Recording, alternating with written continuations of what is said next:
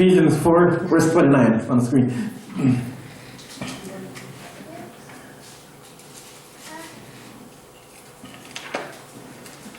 It said, let no corrupt communication proceed out of your mouth, but that which is good, the means of edifying, that it may minister grace unto the hearers. That's right. So, in order to build together, you have to be on the same page in terms of, not using corrupt speech or corrupt language, right, in order to prevent progress, right? So, so these are things, like I said, we have to practice in order to move forward, in order to, build that unity that we're trying to build, and that support that we're trying to build. Because if we start saying corrupt things and all sort of manner of evil, that's not going to work. That's not going to build anything. Right? We're not even going to get off the ground. Right?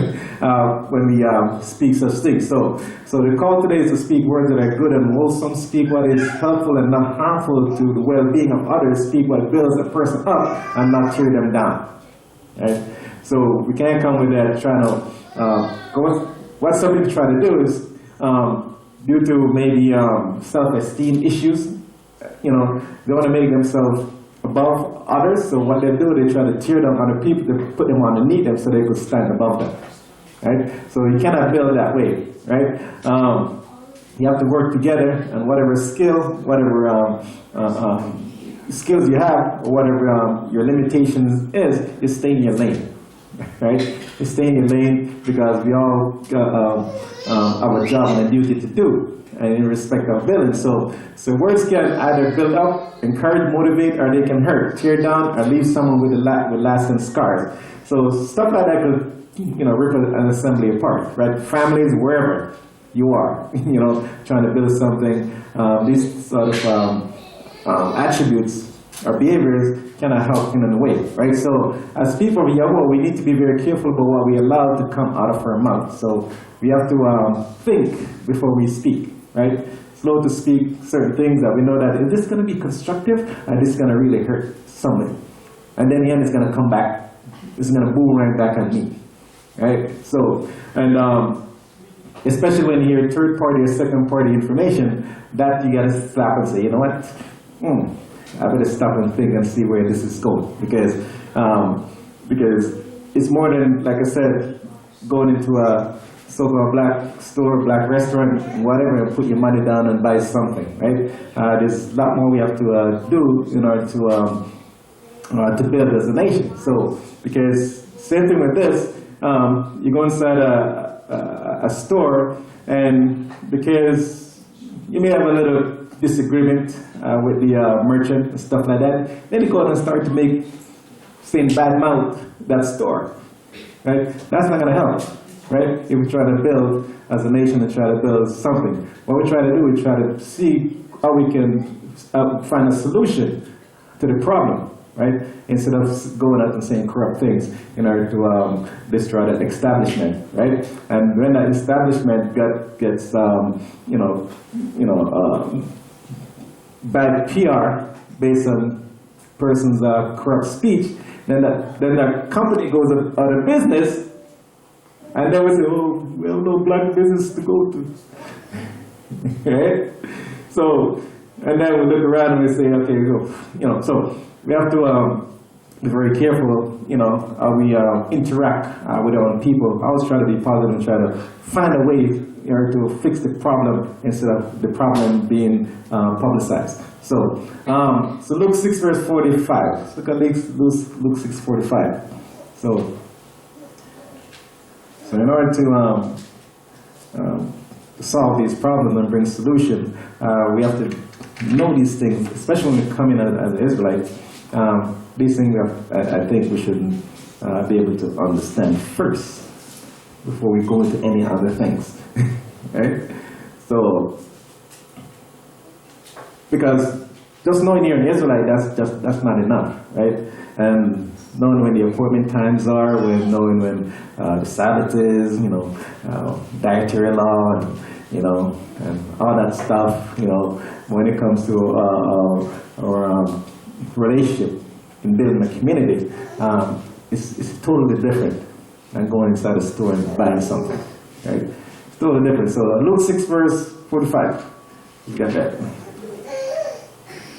So that woman, out of no good, of treasure of his heart, bringeth forth that which is good.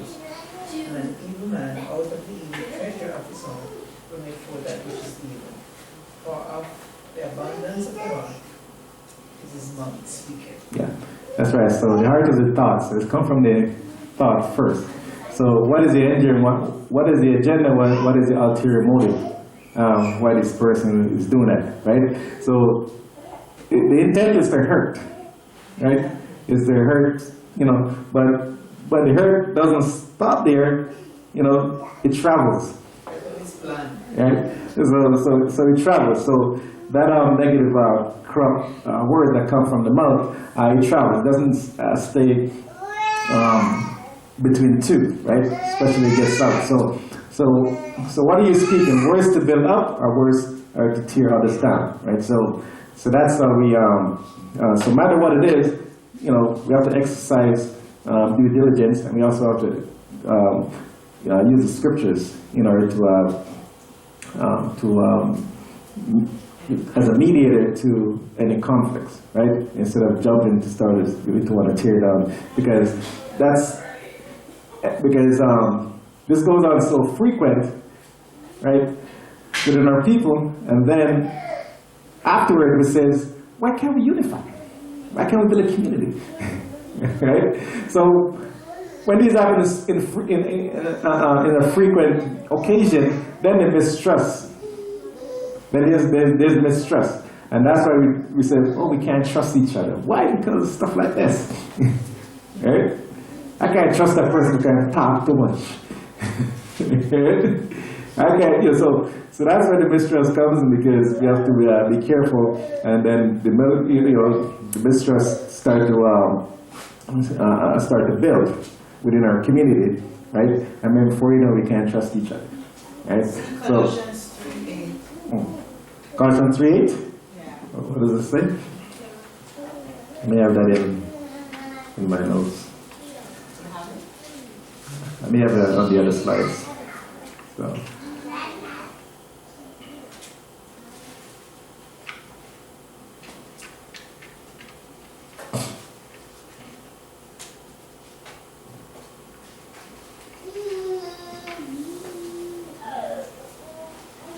But now ye also put off all these: anger, wrath, malice, blasphemy, filthy communication out of your mouth. Yeah, exactly.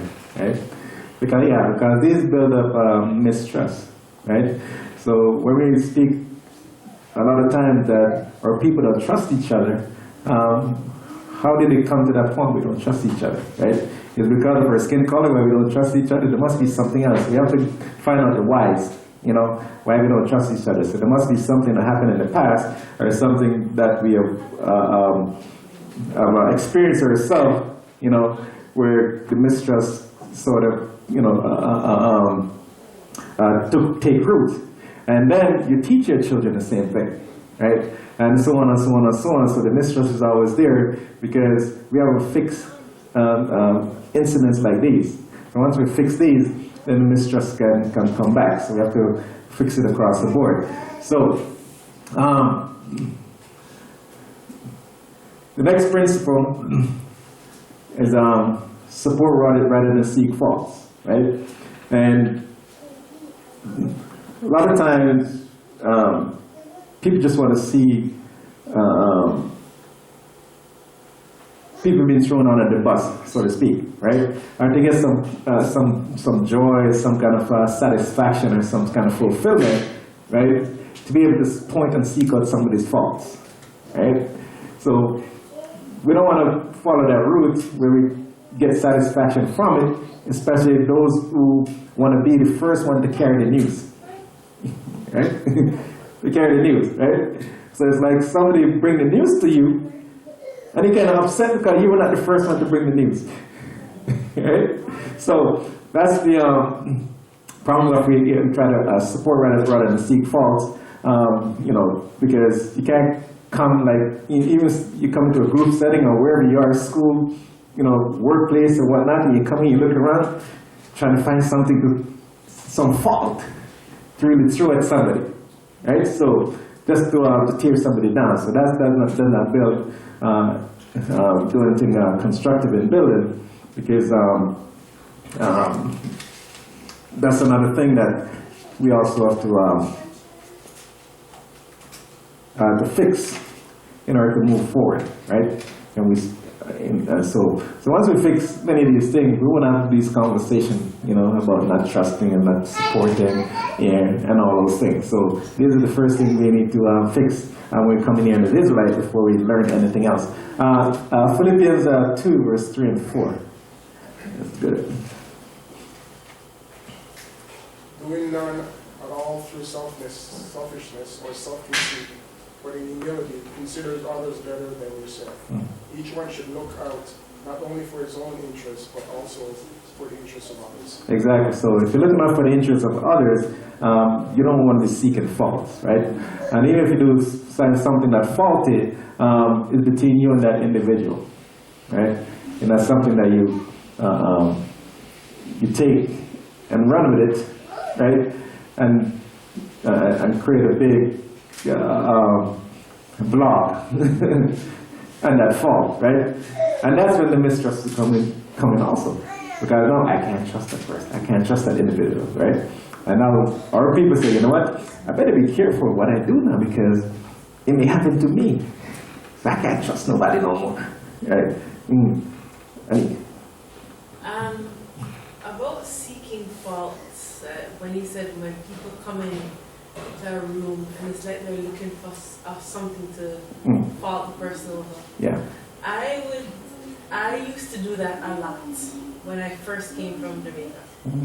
And I had a friend that it's just second nature for me. A lot of people don't realize that I do it. Exactly.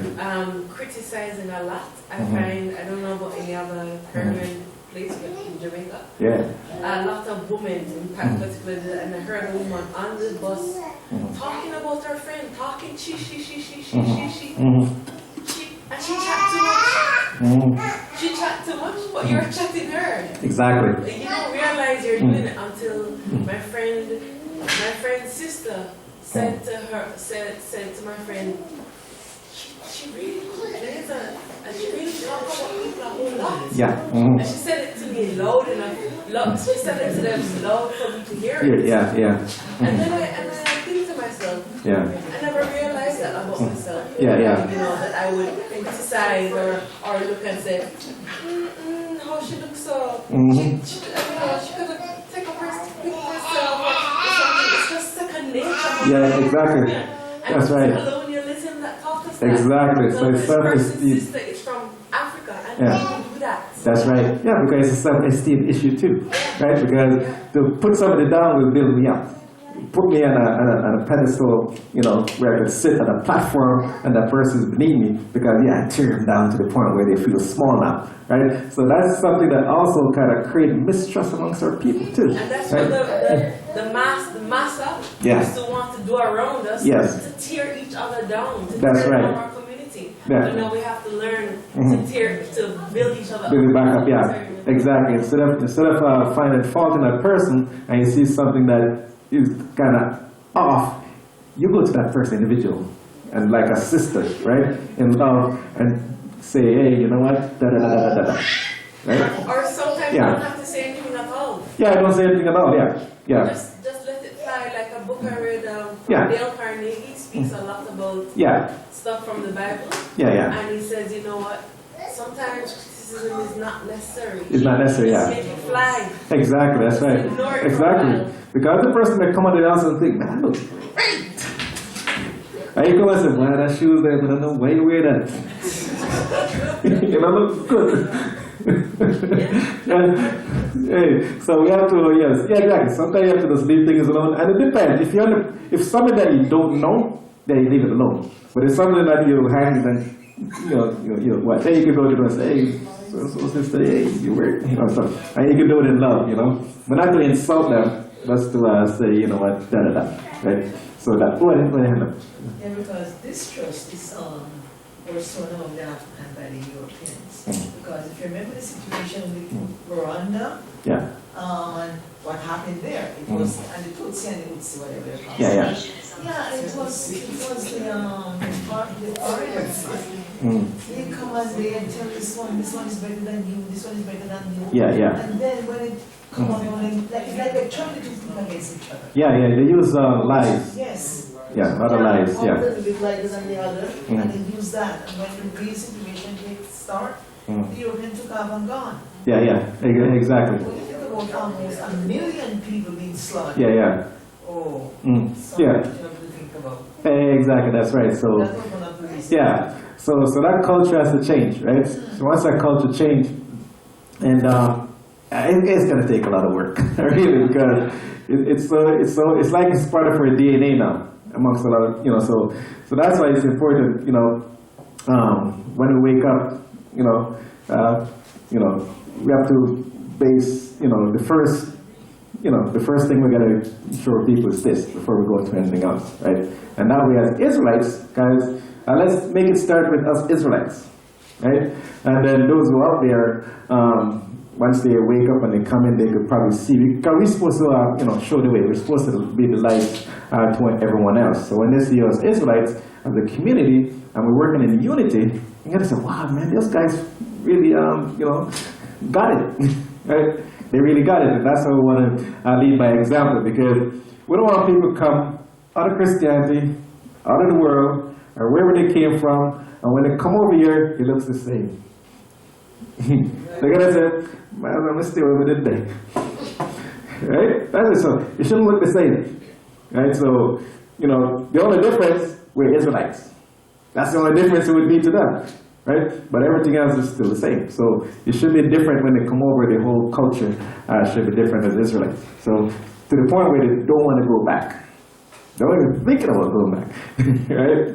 So that's how it should be. So those coming out of Christianity coming over, sometimes you come over with some really bad, nasty habits, right? And, because sometimes you have your little, clique squad in Christianity where you sit to the side and watch everybody who come to church and talk and gossip and stuff like that, and so forth. So we have to break that. We have to break that cycle that when you come over here, Israelites, like I read in Philippians 2, verse 3 and 4, we have to apply that, right? We have to apply that immediately once we come over into this truth. That has to be applied right off the bat, right? So let's look at Hebrews 10, verse 25.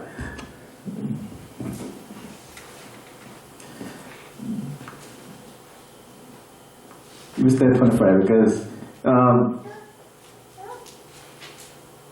if we don't know the solution to these problems, these plagues or epidemics, thing that's been plaguing our people for so long, if you don't know the solution, it's going to continue, and it's going to be like there's no end to it. So it's all about, an interaction.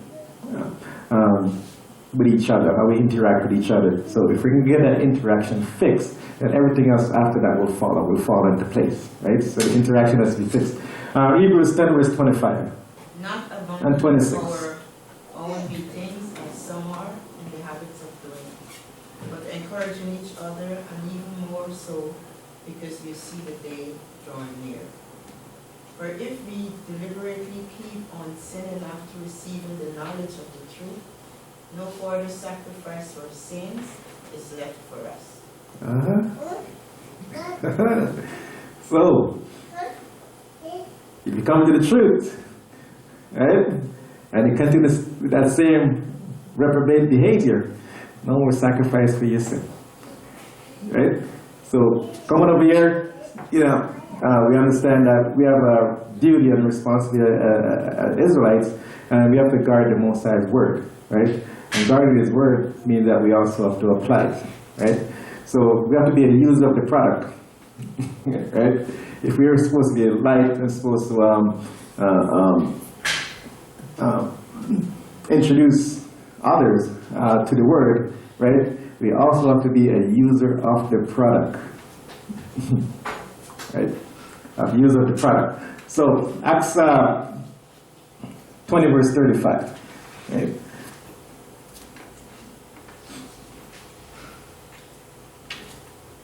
Because if you're selling a product, you say the product, you know, is supposed to help somebody, and the person goes, "Have you used it?" He goes, "No, I never used it." And the person gonna go, "I don't know if I should buy this product if you have never used it." Right? So coming over year 2, we have to walk the walk and talk the talk in order to introduce people to the truth. Right? So we can't introduce people to the truth if we're not a user of the product. Right? We have to be a user of the product. So Acts 20 verse 35. By all these things, I have shown you that by working in this way, we must help the weak. And remember the words of the IWHA, that he himself said, it is more blessed to give than to receive. Receive. Yeah. Yeah, because the Most High sees that, yeah, you're given, right?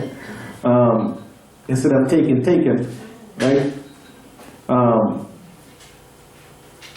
Then, that means that you're not in the position of a giver then. So if you're not in the position of a giver, I'm not going to give you anything. Right? So, and you can't hoard everything for yourself. So that means helping those in need, those we see are less fortunate than we are, and not as privileged, right? We don't stand in the corner and criticize, right?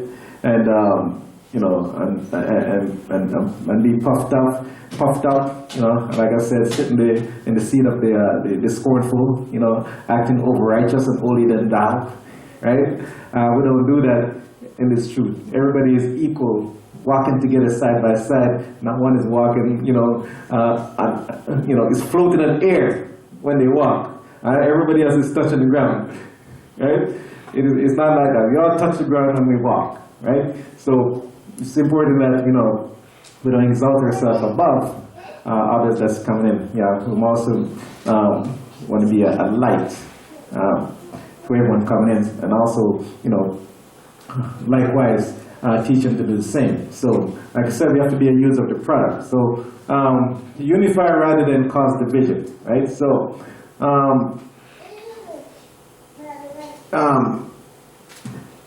like I said, some people get satisfaction to see things destroyed, to be destructive. Right? They're just getting satisfaction for it. It's like a, you know, it's like a illness, like a sickness, right?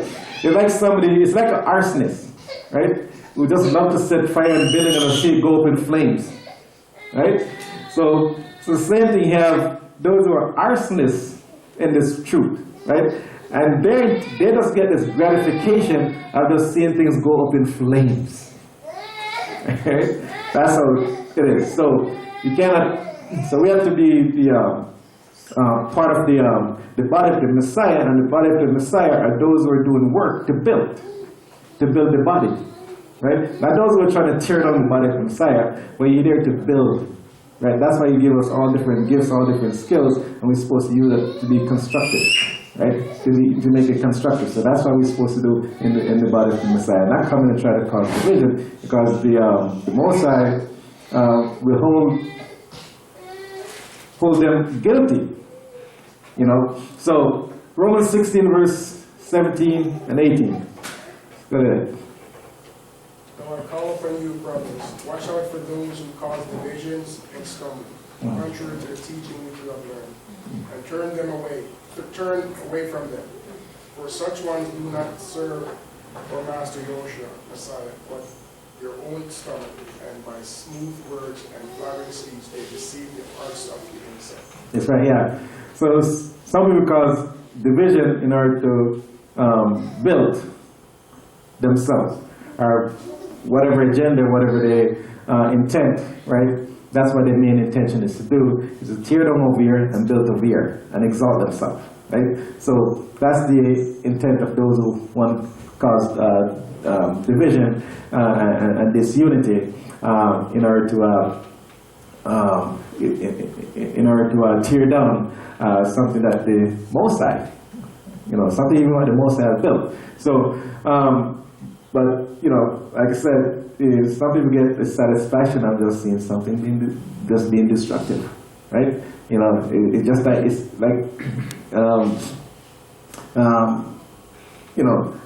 some people just cannot help themselves, right?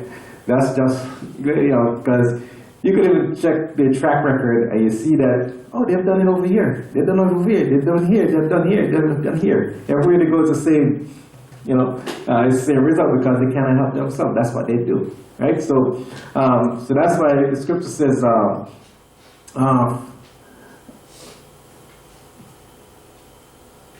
turn away from them. That's what they say, right? Because now you don't want to be guilty by association, right? Because sometimes they get you in their web, right, and help you to be part of the destruction or part of the disunity, right? That's what they do. So they use many different methods and many different strategies in order to accomplish their motive. So let's look at Matthew 17, verse 15 to 17, right? So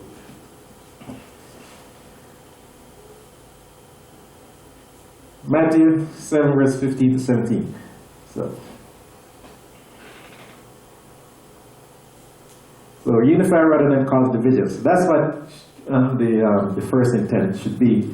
Is about unity. Not be weak, to the point where because when you try to build something, right, there's always going to be some kind of conflict during the progress, right? It's always going to be, right? Even on the construction site, if you see men on the construction site, there's always some kind of disagreement or, and stuff like that on the construction site as the progress goes on. And then they figure it out, right? And then they move forward and complete the project. So the same thing in this walk is always going to be a little, everything's not going to be smooth all the way, but there's going to be something in between, right? So that's how we, that's just part of the process, right? So Matthew 7, verse 15 to 17. Beware of the false prophets who come to you in sheep's clothing, but inwardly they are savage wolves.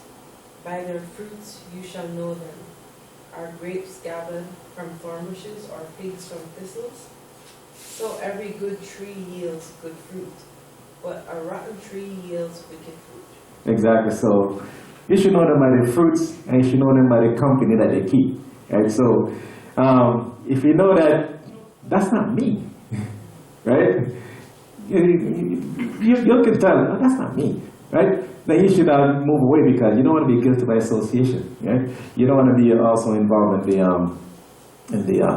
in the disunity, and the agenda of the individual. So you want to be focused on building and not create and not causing division or be the cause of the division, right? And be associated with the division. So you want to be innocent. You want your name to be clean. You don't want your name to be dragged through the mud, right? And fingers being pointing at you. You want to make sure that you're on the righteous side, not on the other side of the destruction. So that's the things that we have to look at as Israelites in this walk. And if we can do these things and practice these things, like I said, people on the outside will look and they see what we do and they say, man, these guys got it. Guys, these guys got it right, and I want to be with these people, right? So 1 Colossians 3, verse 1 to 3. Okay.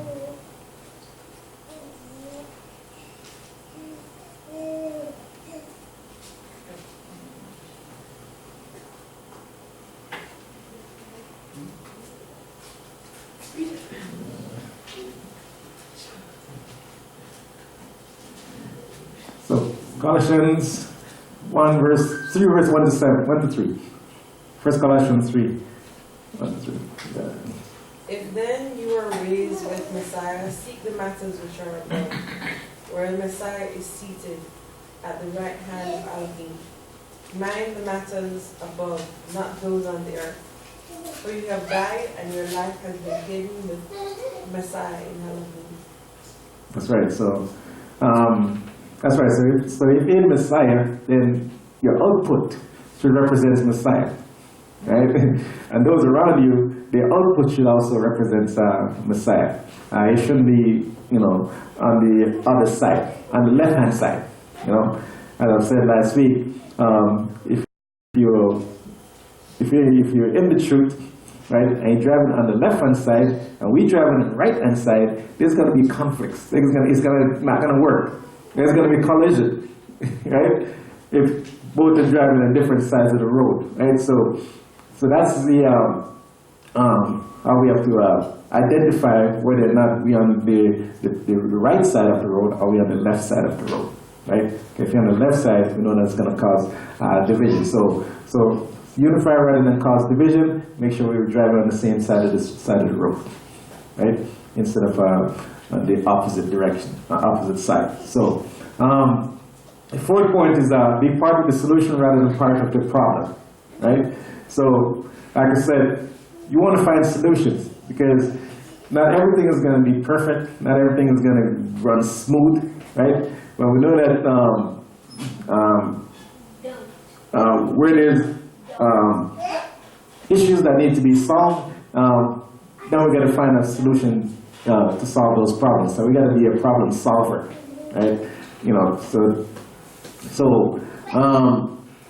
So coming into this walk, a lot of people think that it's going to be smooth sailing all the way. No. Because remember, there's an enemy out there, and the enemy is intent is to destroy. So usually he sent his agent with him, right? And agents look like you. He's not going to send a Chinese, not going to send a Filipino, not going to send a Russian or Italian, He's going to send somebody that looks just like you, right? As an agent, right? So you have to be part of the solution, right? In order to solve whatever problem there is, right? So instead of being part of the problem and then make the problem bigger, right? So any problem gets bigger now, that means there's more problems added into that one of the problems. So you start with a smaller problem, and then it becomes a big, gigantic problem. Because instead of finding a solution to the problem, you add more problems to the problem, right? So we have to find a solution to the problem. Because in any, not even the Israelite way, right? Israelite awakening, but also in any industrial place, whether in the workplace, whether in the government, they always try to find a solution to a problem, right? Not add it to the problem, right? So Romans 12 verse 2.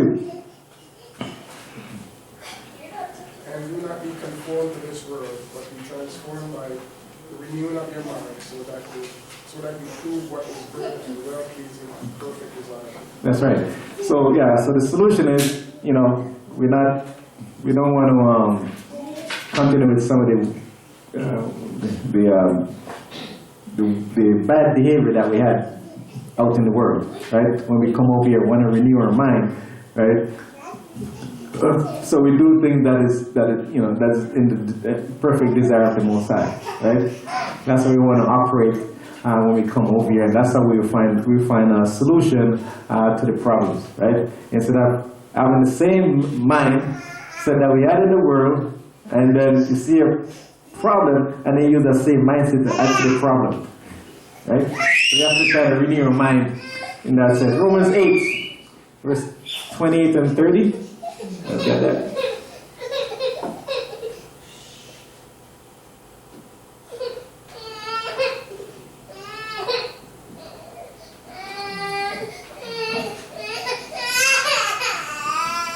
Romans 8, 28 to 30. And we know all matters work together for the good of those who love Yahweh, to those who are called according to his purpose. Because of those who he knew beforehand, he also ordained beforehand to be conformed to the likeness of his Son, and for him to be the firstborn among many brothers. And whom he ordained beforehand, these he also called. he also declared right. And whom he declared right, these he also esteemed. There you go. That's right. So goes back to what we read earlier. You should know them by their fruits. Right? You should know. So you know who is here to build and here to tear down. Right? You know who is in the interest of unity, and you know who is not. Right? And you know who wants to cause division, who wants to cause problems, and not a problem solver. You will know them by their fruits very quickly.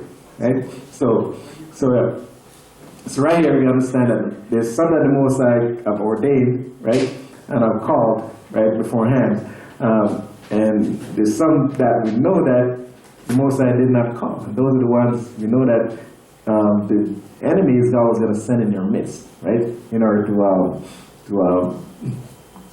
create this unity and cause division. And we got to identify them real quick, right? Because when we go and bring Israelites in, we're going to bring Israelites in. Because we thought, hey, Israelite, hey, they're coming, right? But we're not going to go and do background check on them, right, to see what kind of character these individuals are, right? And they're going to invite other people themselves too to come in. So once they come in now you're going to say, okay, do they follow all these principles?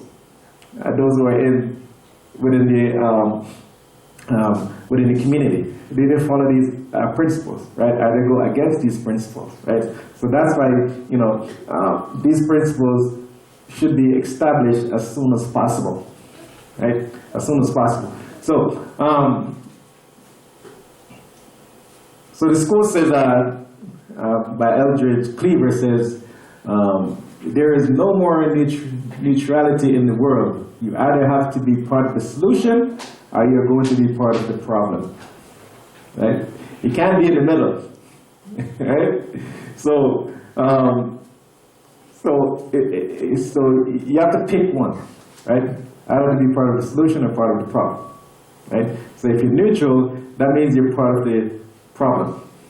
You're not provided anything in order to solve the problem, right? So no action means that you're part of the problem, right? Action, to solve the problem. So you can take action on either side, or you can take no action, and no action means you're part of the problem. So encourage rather than discourage, right? Yeah. So we want to encourage. That's number 5.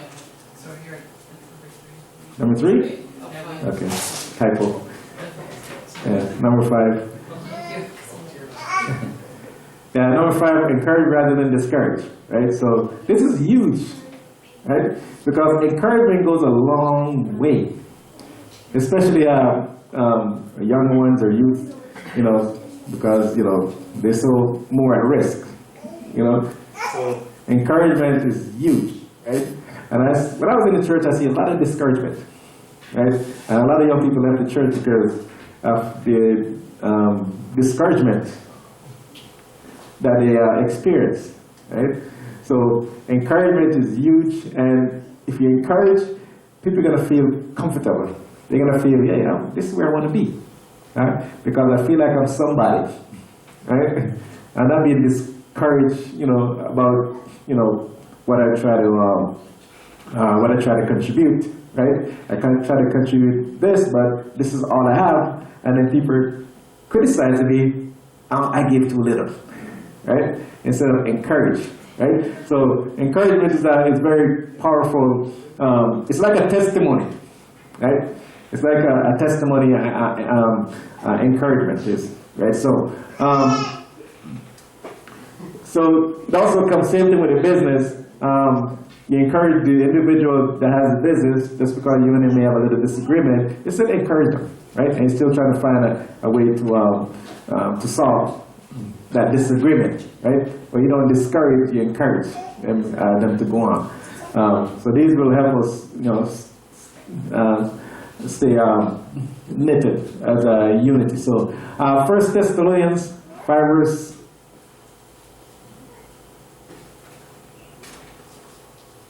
verse 11 to 15. Wherefore comfort yourselves together and edify one another, even as Okay. also you do. Okay, just jump to 14 and 15. Now we exhort you, brethren, warn them that are unruly, comfort the feeble-minded, support the weak, be patient towards all men. See that none render evil for evil unto any man, but ever follow that which is good, both among yourselves and to all men. That's right. Yeah. Yeah. So seek that which is good, right? And that's how we'll be able to move forward, right? Because when we start doing things on the opposite side, then we're stuck. The progress stops, right? It's like a train. It's like a train that has malfunctioned and is stuck on the train line. It can't go, right? So that's what happened when we practice certain things of being disorderly and being discouraging one another. It does not move. It does not move the chains, right? The progress stops. So let's look at Hebrews 10, verse 24, 30, 28. This is number 4, right? Encourage rather than discourage. Yeah.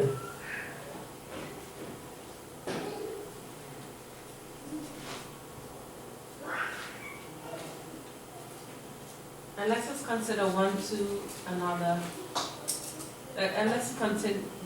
one another to provoke unto love and to good works. Mm-hmm.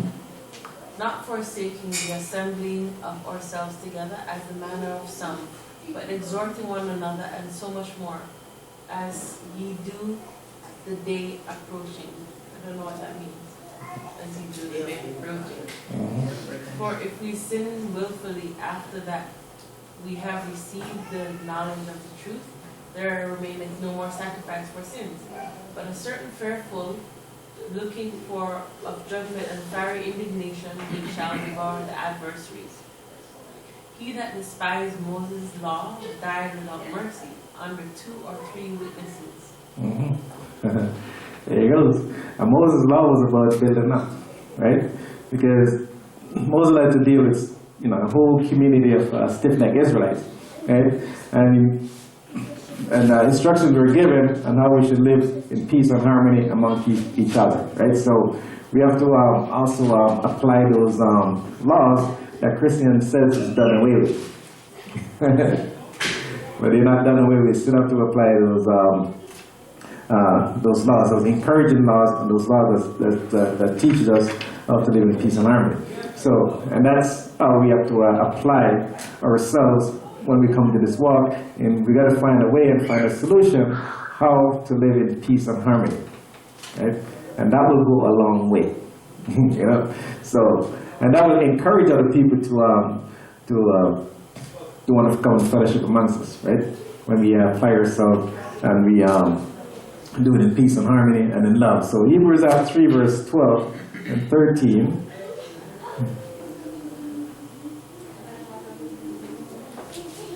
Look out, brothers, lest there be any of your wicked hearts of unbelief in falling away from the living Elohim. But encourage one another daily while it is called today, lest any of you be hardened by the deceivableness of sin. Yeah. So, being hardened by the deceivableness of sin. So, that's that's we got to break that. We can't let sin take over, right? Take over our hearts, take over our minds. So we practice things that is not for building up our brothers and sisters. So we have to gotta, like I said, change your thinking, change your mindset, right? And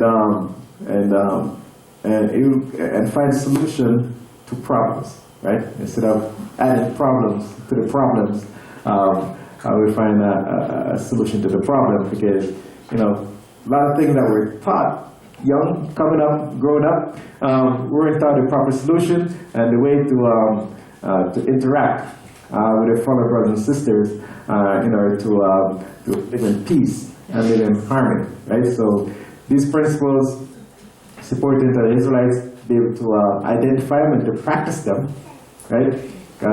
People say we should practice feasting. But how is that going to help us in our interaction if we practice how to slaughter a lamb, we don't practice how to interact with our brothers and sisters? Right? So, and how to make a buffet, make a food buffet. Because right now that's, so we have to be able to get this down packed, and then we can move on to the other things. Smooth, it will be a smooth transition, right? And we do it in peace, we do it in harmony, and we do it in love, right? And it'd be great for people coming in to see this, right? And they say, man, I want to be part of this, right? That's why we have to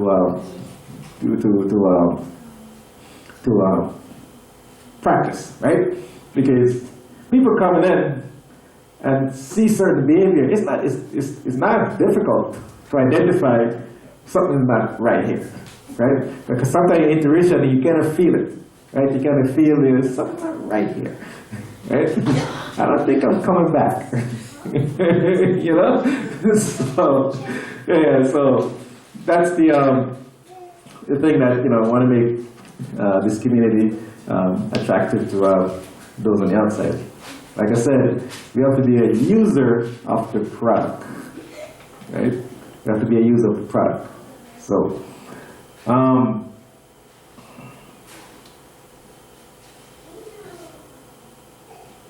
so freedom is achieved when we're in unity with Yahweh's righteousness. And his righteousness is his laws and is his word. So if we're in unity in his word, then we achieve freedom, right? So if you're not in unity with Yah's word, then you're being held hostage to something, right? You're being held hostage to something, you're not free, right? If you're not in unity with his word. And we all, flesh all consort to kind. So those who have righteousness is going to consort to those of righteousness. Those who are wicked is going to consort to those of wickedness, right? Those who cause division is going to consort to those who cause division, right? Those who are disunity is going to consort to those of disunity, right? Those who take pleasure in doing, in terms of causing destruction, right? Those who have that same mindset is going to consort to that. Right? So that's why the scripture says, you shall know them by their fruits. Birds of a feather, there you go. That's right. So, any questions, any comments? So far? So these are the 5 principles. And these principles actually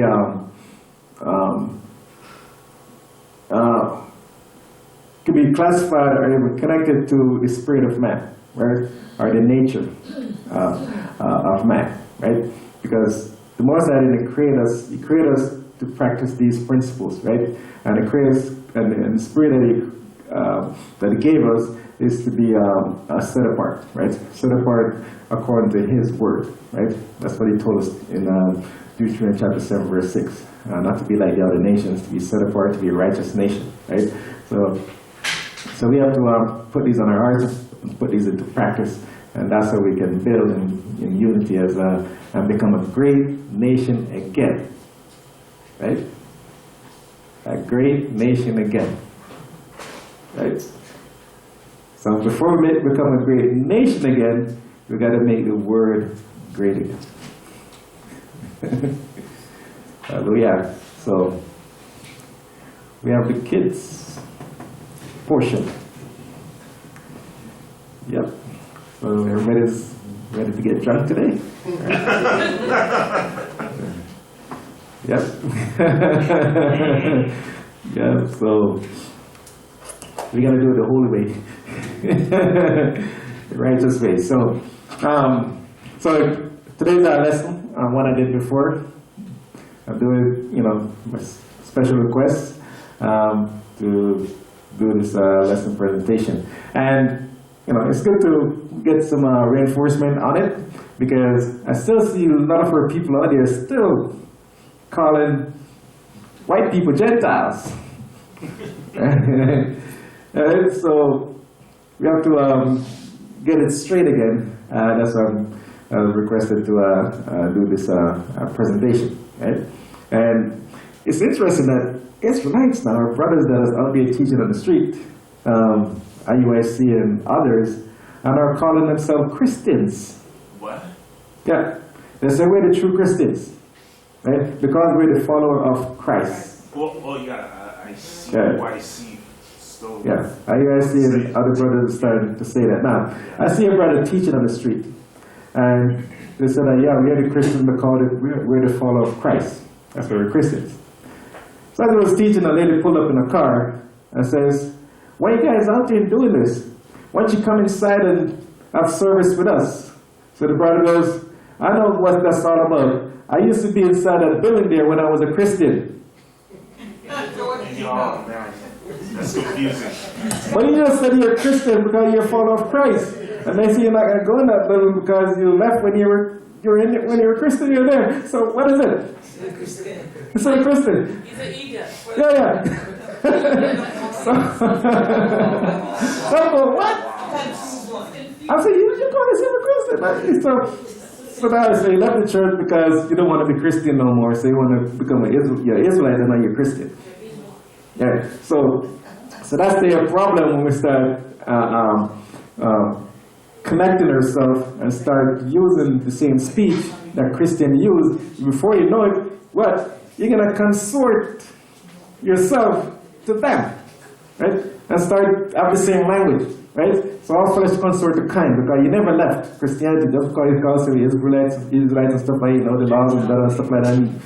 But at the same time, basically the speech that tells me and identify who you serve, right? So, and eventually, it was just a matter of time before Israelites start calling themselves Christians. Because you still continue to say Jesus, Lord, God, Christ, and stuff like that. It's just a matter of time, right? Because, and what you do now, Israelites, when they teach and use Jesus, Lord, God, and Christ, Christians think that you're in their territory, right? You're on their territory. Yeah, because Jesus, God, Lord, is theirs. It belongs to them. And these Israelites are coming on their territory and trying to steal it from them. So it's like they feel that we're on their territory. So that's why we have to separate ourselves and be at our territory. And our territory is Yahushua HaMashiach. Right? That's our territory, right? And also calling ourselves Jews. The Jews feel that we're also on their territory, right? When we call ourselves Jews, right? So that's why they have the animosity and the way they feel towards us when we call ourselves Jews. When we're not Jews, we're Israelites. There's a big difference, right? Because not one of the apostles, not even the Messiah, called himself a Jew. Not one, right? Because they even go back to say that Abraham was a Jew. That's right, Abraham was a Jew, right? So how could Abraham be a Jew when Jew came from Judah? And Judah came after Abraham. So how could Abraham be a Jew? Right? Abraham is not even an Israelite. He's not even an Israelite either. Exactly. He's a Hebrew, that's it. Jacob came Yeah. after him. Chaldean. So that's the problem when we on their territory using the same speech, right? Based on the who they serve, and we call them the same names, right? It's very agitating to the Christian seeing that Israelites are coming out here and we're talking Jesus Christ. That's why they say we twist the scripture and all this kind of thing. So we should get back and on our territory, right, and use the true names. Yeah. So what's the difference between a Jew and an Israelite? Between the Jew and Israelite? Jews are people that in Israel right now, right? Okay.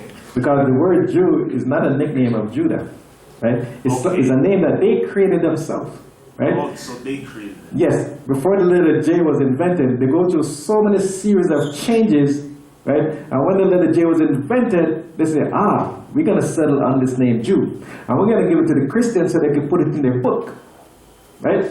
So when they say Jew, they see us, right? So that's why they sort of remove us and they put themselves in there. So now, when they read the scriptures and they read the name Jew, the whole world has already been educated and miseducated that those people are of Abraham, right? So when you're the Jew, you can't see a black person. Just like when you see Jesus, you cannot see a black person. Right. No matter how hard you try, right? And it just doesn't seem right, right? And brothers say, I'm the true Jew. It doesn't seem right, right? But if you say the Israelite, it feels, it more fits. Or Hebrew. Yeah, a Hebrew, yeah. It more fits when you say Hebrew, a Hebrew Israelite. It more fits, yeah, more than when you call yourself a Jew, because they created that name after they decided to come up with a religion, and it wasn't Judaism that they started out with. It was I think it was Talmudism. Right? Yeah, they're using the Talmud. Yeah, so they started with that first, and then afterwards they changed to Judaism, because they couldn't have picked Judaism before the letter J was invented, right? So after that, then they rebrand it, called it Judaism, right? And they rebrand and rename themselves and call themselves Jew, right? So they call themselves Jew. We never call ourselves Jew. Not one of the apostles called themselves Jew, not one. Not even the Messiah, right? That's what Christianity, has trained us. Psychological mind manipulation, right? And now we're looking at say we're the true Jews. I'm not a Jew. It's the same thing about Christians. Yeah. They don't even call themselves Christian. Yeah, exactly. So it's like, I think it's like there's a relation to those two. They have inserted those words in the Bible. Yeah. Making people like calling this, so we cannot even see what's going on. Yeah, exactly. That's right. That's why. That's why they're blinded. They don't see it. Yeah, exactly. So they're really messed up our mind. It's because they're not thinking that J didn't exist back then. They're not thinking that Jew, Judah was Yahudah, Jesus, these are made up. Exactly. So, because they were called Yahudis, right? That's the nickname that was given to them, Yahudi. They were never called Jews, right? That's the word that came in way after in the 18th century, after they revised the King James English translation for this 7th time. Right? And then after that, they put the word Jew in, and then it became stabilized. And then the theologians and the cemetery schools and all those places started to teach it and started to push it, and then the Jews, have established themselves in the scriptures. They've pushed us out, and they've put themselves in. So if they push us out, Israelites, and put themselves in, that means they're the Jew. But we're the Israelites that got pushed out, right? Just like Joshua was pushed out and they put in Jesus. So Joshua and Jesus are not the same, are two different people. So Jews and Israelites are two different people, right? And Israelites never call themselves Christians neither. They call themselves Nazarites, right? They call themselves Nazarites, and that's why they call them a sect, a cult group, right? They call them a cult group. Rastafarians call themselves Nazarites. Because they probably took the Nazarite vows. So they say. But they see them riding around a white man's back of their motorcycle. Right? So So the word Jew, it's something that, like I said, so many falsehood, deception, and lies that's been told, and then we claim and say we're the true Jews, and that's why people are not having it, because they can't see us as a Jew because we're not Jews, because we're on their territory calling ourselves Jews, and then we're on the Christian territory talking about Jesus Christ, Lord and God. So they feel that we are their territory. So we should get off their territory and come back on our territory and build our platform with the truth, right? With the true names, the true heritage, the true culture, the true everything, right? About who Israelites are. We have to stay on that platform, our separate platform. That's why Moses says to be separate, right? So our should not look like theirs. Right? It should be totally different, right? So that's the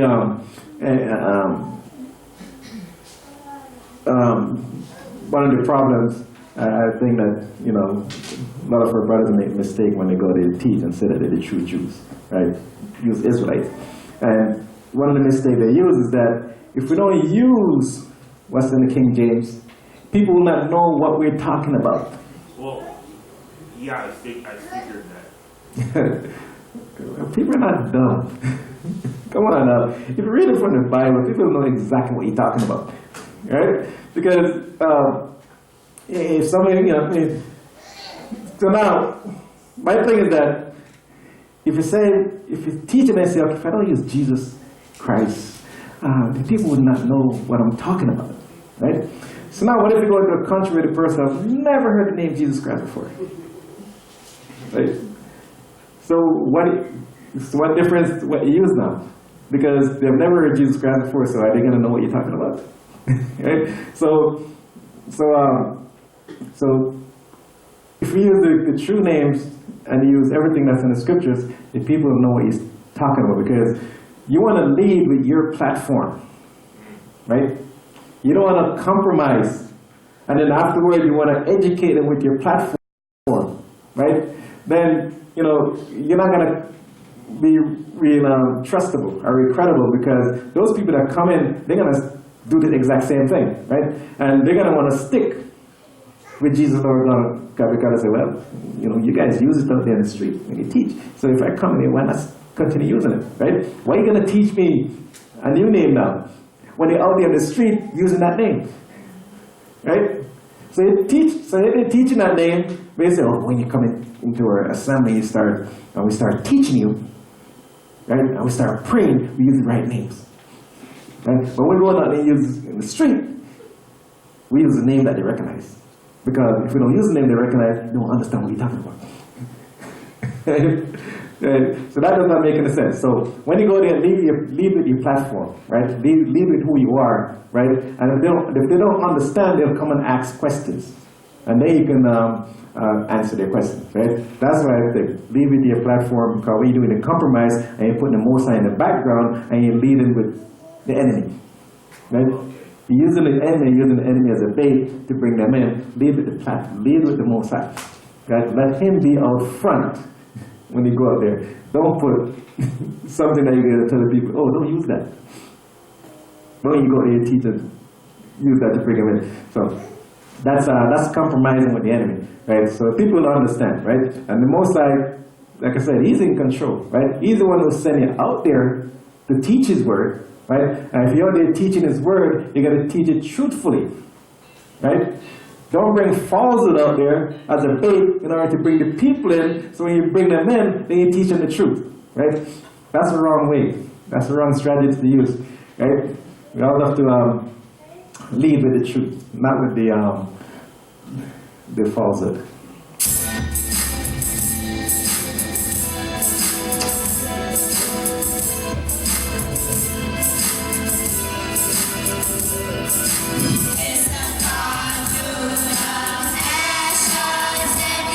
Psalm 6.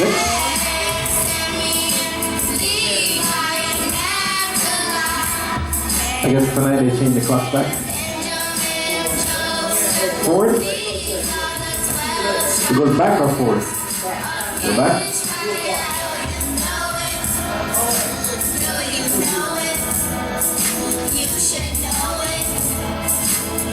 Nice to be sorry.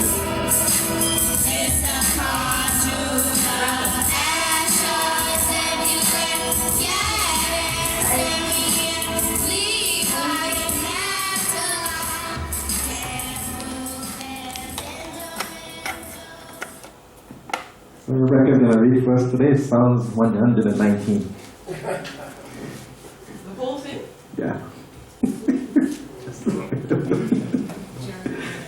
Just kidding. Jeremiah 4, verse 22. For my people are foolish. They have not known me. They are stupid children, and they have no understanding. They are wise to do evil, but to do good they have no knowledge. Yeah. But it's so true. It's so true that a lot of people default. Yeah, pull it down, yeah. A lot of people are very skilled in doing evil. When it comes to doing good, they have no clue. now to interact, because you know some people when they're around good people they're uncomfortable. They don't know what to say and they know what to do, but when they're around wicked people, man, they're, you know. So some people, you know, I know some people cuss and swear and use profanity all the time, and when you're around somebody who don't do that, they get uncomfortable. They kind of have to be mindful of how they speak, right? And they have to think hard, right, in what they do. But when they're around people that are wicked and they are doing wickedness, it just flows, right? So it's so true, because it all comes down to what you practice, right? So now, who are the Gentiles? And now, Gentiles, well, I used to use the same word too, right? All white people are Gentiles, right? Even when I first came into this truth, right? All white people are Gentiles, and Hebrews, we call them goy or goyim, right? And goy or goyim means those who are not Israelites are called goy and goyim, right? So goy is singular and goyim is plural, right? And all white people are Gentiles. So if white people are Gentiles, what are Chinese? Right? So, you know, so what are Chinese? So, we probably know they're heathen, right? So, so now, when we look at these words here, so the word nation, right? In every language, there's a word for nation, right? There's a word for nation in almost every single language, because every language is gonna speak of another nation in their tongue, right? So whatever word they use, there's a word out there that translates to nation. Same thing with the Hebrew, right? The Hebrew, there's a word that means nation, you know, and so forth. So, so the word nation originates from Old French nation, means birth, rank, descendants, relatives, country, homeland. So the English is nation, right? And the so now the word Gentiles, a lot of people say it means nation, right? So when you say Gentile now, how come it says it means white people? Right? If it means nation, right? So now the word Hebrew goy and the Greek ethnos, the Latin word gentile, all means nation, right? So the Hebrew word goy means nation. It doesn't mean people are not Hebrew Israelites. It just means nation. So when you speak in Hebrew, right, and you want to use the word nation, you use the word goy or goyim. Right? If you're a white person, European, and you speak in Hebrew, which word are you going to use for nation in the Hebrew? Go and goyim. Right? When you use the word nation. So the word nation in English, in Hebrew, is goy or goyim. Right? Goyim means that it's plural. Right? So when you speak in Hebrew and you want to say nation in Hebrew, you say goyim. Right? So, and in Greek, if you want to say nation, you see ethnos, right? In Latin, if you want to see nation, you see gentile, right? So now, the word gentile now in Latin, right? It means non-Roman, a foreigner. That's what the Gentile mean. If you're not the natural birth seed of a Roman, then you're called a Gentile, right? So that's why Israelites were called Gentile, right? And we're reading scriptures, right?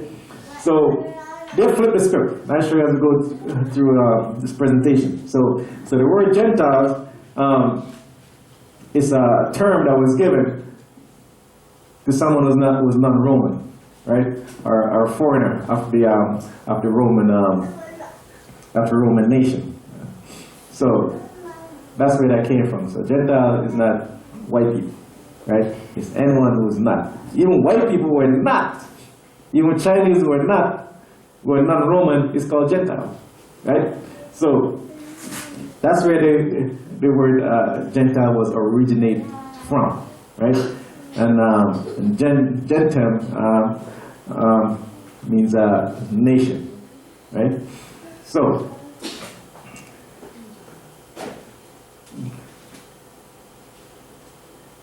when we call white folks Gentiles, we kind of off because we're not Romans, right? So it was only Romans that was using that word Gentile, whereas no one that was non-Roman, right?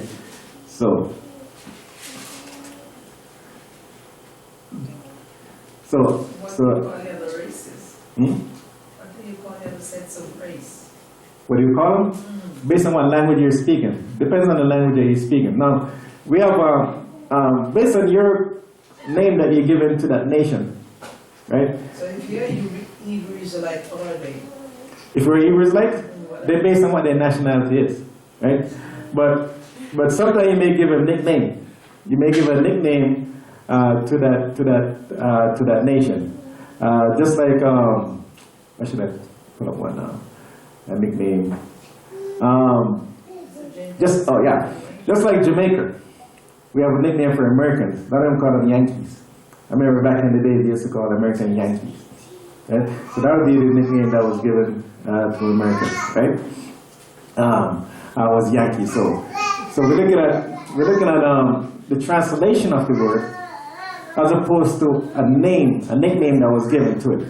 So Gentile is not a translation, it was a name that was given, right? Because in Hebrew, there's no word in Hebrew for Gentile.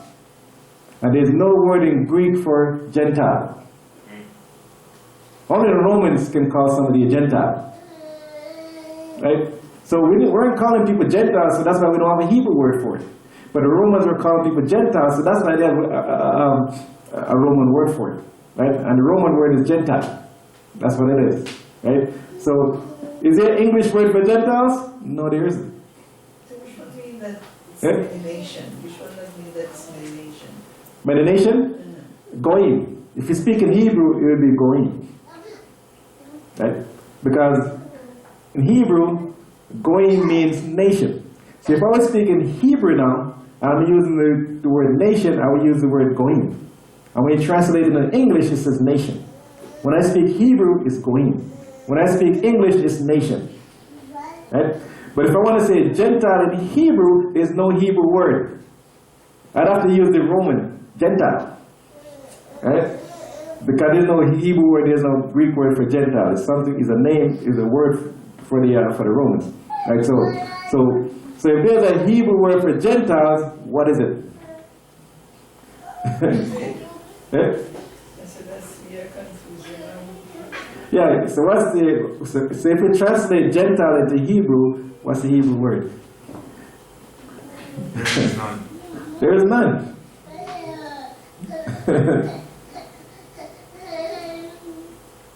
There's no Hebrew word for Gentile. Yeah, because we're not calling people Gentiles. That's not something that Hebrew was doing. That was something that the Romans were doing, right? So we had other nicknames that we give to other nations, like heathen, uncircumcised, stuff like that. Those are the names that we gave to these other nations, right? So a great deal of confusion and misunderstanding has been caused by the use of the word Gentile in the English translation of the Bible, right? So the word Gentile is the translation of the Hebrew word goy, right? That's what they translated. And goyim, and the Greek word ethnos, and ethne. Using the word Gentile to translate these words is often misleading because it is misapplication of the Hebrew and the Greek words as used in the Bible. The modern use of the word has come to mean non-Jew and non-Israel, but not meaning cannot be maintained. Right? So the Gentile does not mean non-Jew and non-Israelite. Right? And you see, it means someone who is non-Roman, a foreigner to the Romans. That's what a Gentile is. Right? Israelite will not call anyone Gentile. Where in the Old Testament can you find the word Gentile? It's not there. It's there. Hmm? But again, it has no meaning. No. It's Every other meaning. I know in the King James, like I said, it's wrote in the King James in Exodus, Genesis chapter 10 and 11, when it said Japheth went to the isle of the Gentiles, right? But that's right, because the Gentile is not a Hebrew, it's a Roman, right? So where it said the word Gentile now is a wrong translation, right? So in Hebrew now, it should read, Japheth went to the isle of the nation, the Goyim. That's how it should read. So that's what they should have put in the translation. The isle of the Goyim, the isle of the nations, right? So the word, now the word Gentile originated from the Latin Vulgate translation, where the Romans' doctrine claimed that Rome had inherited the promise made to Israel, that is, the Roman Church, and become the Israel of the Bible. So what they've done, they've made claim that they are the Israelites, the Romans, and we see them still doing it today. Whether it's America is Ephraim and England is Manasseh, right? And other parts of Europe is also part of the 12th tribe of Israel. That's why they say it now. And they can't prove it. Exactly, they cannot prove it, right? Exactly. So now they have adopted and said that we're the children of Israel now, and anyone who's not part of the Church of Rome or part of Israel, now you're Gentile. So that's where it comes. That's why it came up of those who are not of Israel are called Gentiles, because the Romans were originally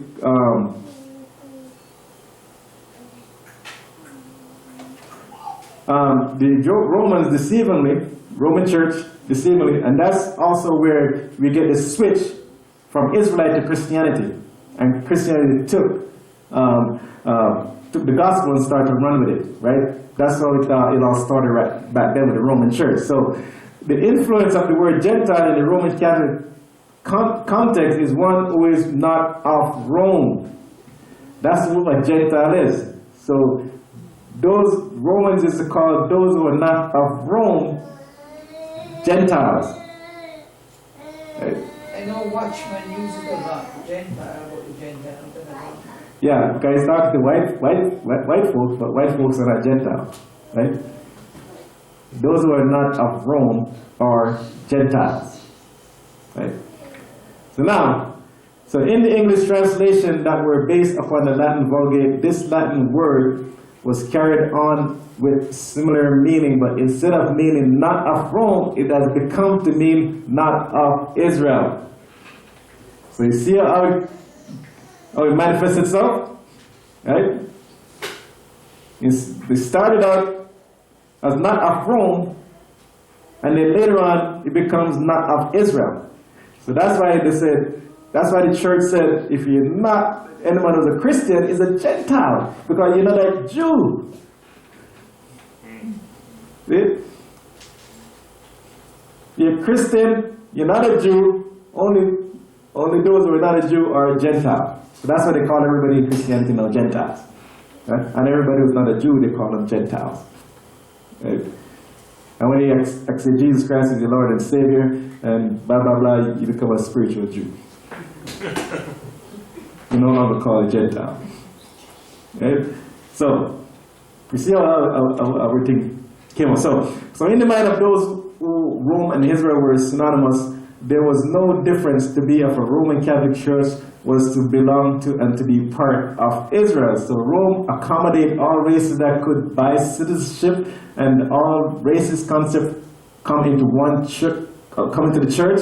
Rome calls herself a universal church with a universal pontiff, and is the originator of both modern and ancient universalism in the Christian religion. So this doctrine was found its way into commentaries and Bible dictionaries, and through these media, most Christians are still influenced. So over the centuries, many people in the Western world have come to view their own country as a chosen Christian nation, while considering people of some other nations to be heathen, Gentiles, or pagan. There's many of those churches sort people on ethnic grounds. Those who are not of Anglo-Saxons are viewed as pagan, Gentiles, or heathen.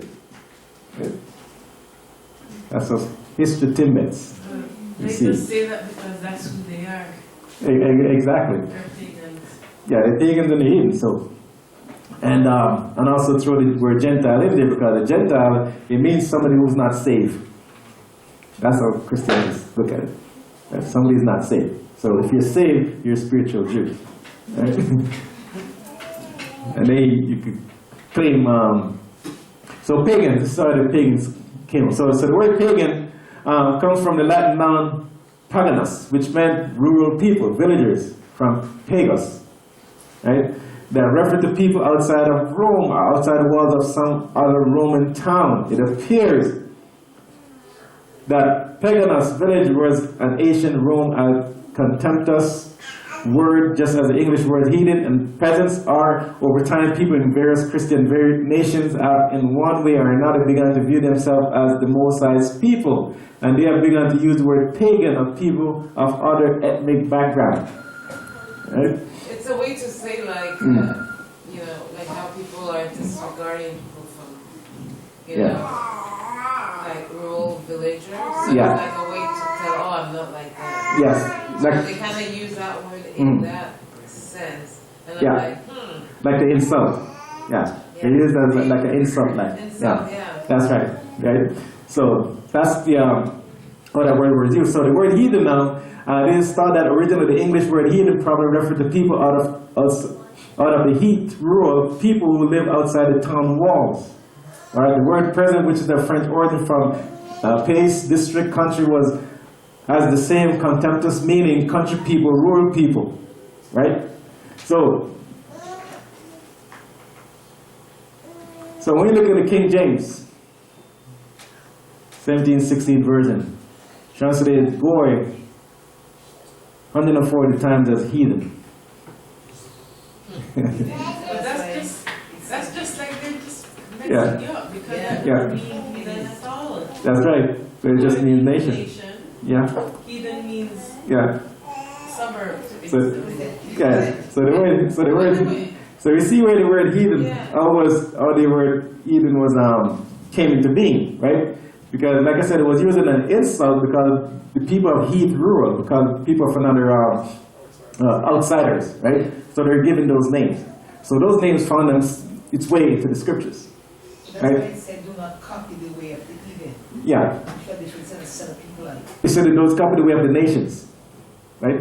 Because remember, the Most High separated the nations, so he said, don't copy the way of the nations. So those other nations out there that are not Israelites do not. That said, don't copy the way. Okay, Yeah, but because take remember- it out of your mind, because they put the word heathen in there incorrectly. Exactly, that's right. Don't copy the way of the nation. Nations, exactly.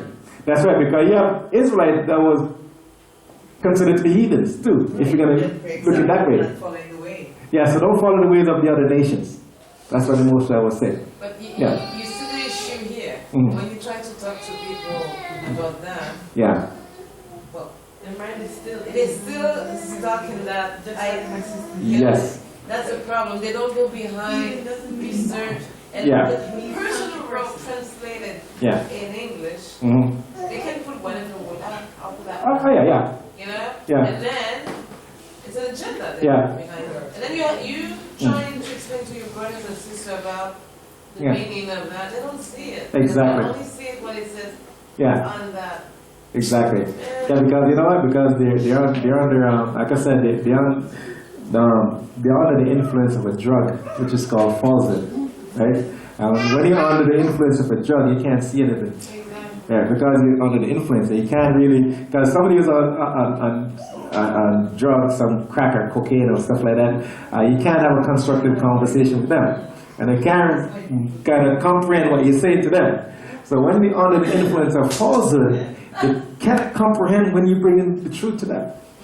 Right? Unless the Most High open up their eyes and they have a love for the truth, and you take that veil over, right? And that yoke off so they could see what you and understand what you're saying. But that falsehood, right? It's it's a sick drug. Right? It's a sick drug, and the whole world is addicted to that drug. Right? And they rather the falsehood more so than the truth. Right? And like for instance, some people say, oh, I don't believe in the scriptures. Right? But yet, they'll celebrate Halloween, Christmas, and all those things, right? Yeah. But okay, so you don't believe in scripture and stuff like that. So what is it to you? If I read the scripture and quote scriptures, it shouldn't make a difference, right? Yeah. So yeah. So They don't understand yeah. the problem. Yeah. When you look at all those certain type of book out there, they all been influenced by some sort of a scripture. Yeah. Not even knowing Yeah, where yeah. it's coming from. Yeah. Exactly. So like when you're telling me, oh, I don't know the scripture. Yeah. Have you read everything? Yeah. Have you did research what's going on? Exactly. Yeah. How can you say you don't like something or you don't believe in something if Yeah. you haven't done your own research? Yeah. That's right. Yeah, because it's impossible to step outside of the scriptures. Because we are all in scriptures. We are all identified by scriptures. Yeah. So it's impossible to step outside of scriptures, There we go. right? So anybody who's wicked and don't believe in the Bible and stuff like that, have nothing to do with the Bible. The Bible speak about you, and you're in there. So you can't step out of the Bible. It's impossible. If you're doing good, you're in the Bible. If you're doing wicked, you're in the Bible. They're just following tradition. Yeah, you can't step out of the Bible. It's impossible. They're just following Right? tradition. They're just saying, okay, well, Yeah. I'm doing it because my mother did it, and my grandmother did it, and my great grandmother and great. Yeah, that's it. That's the only reason. Yeah, because it's a lazy mind. Many people are That's right. they still don't want to ditch the Bible. Mm. They live in that so-called wake up them, but they're still ditching the Bible. Yeah. So that don't believe in certain people. They just don't want to hear much about it. There you go. Right. So over the centuries, many people in the Western world have come to view their own country as Yah's chosen nation, while considering people of some other nations to be heathen. Gentiles are pagan. Right? So that's what happened when Christianity has created this, where it seems as though we're the righteous people, and anyone who's not part of Christianity, right, are pagans, are heathen. I Right? wonder, Yeah. I wonder if that meaning of heathen and pagan came about because heathen and pagan here means outside of the city, basically. Yeah, it was outside the city. It wasn't really outside of the doctrine. Yeah, I wonder if that is because our people were usually in the city, and the Khazarians or whoever they were on the outskirts. I wonder if that's why they came to believe that. No, not really, because the Romans, they were in rulership at that time. Because back then too, you have a lot of peasants and and people into all sort of different things back then, right? So they want to push this religion on the people. So they use it as an insult. So insult the people to make it seem that they're lower, right, than the Christians, right?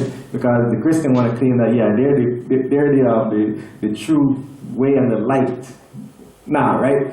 And they're the righteous ones who's bringing righteousness to the world, right, through Christianity, right? And so the Israelites have been all forgotten, right, as the people of the We're book. in Rome as well.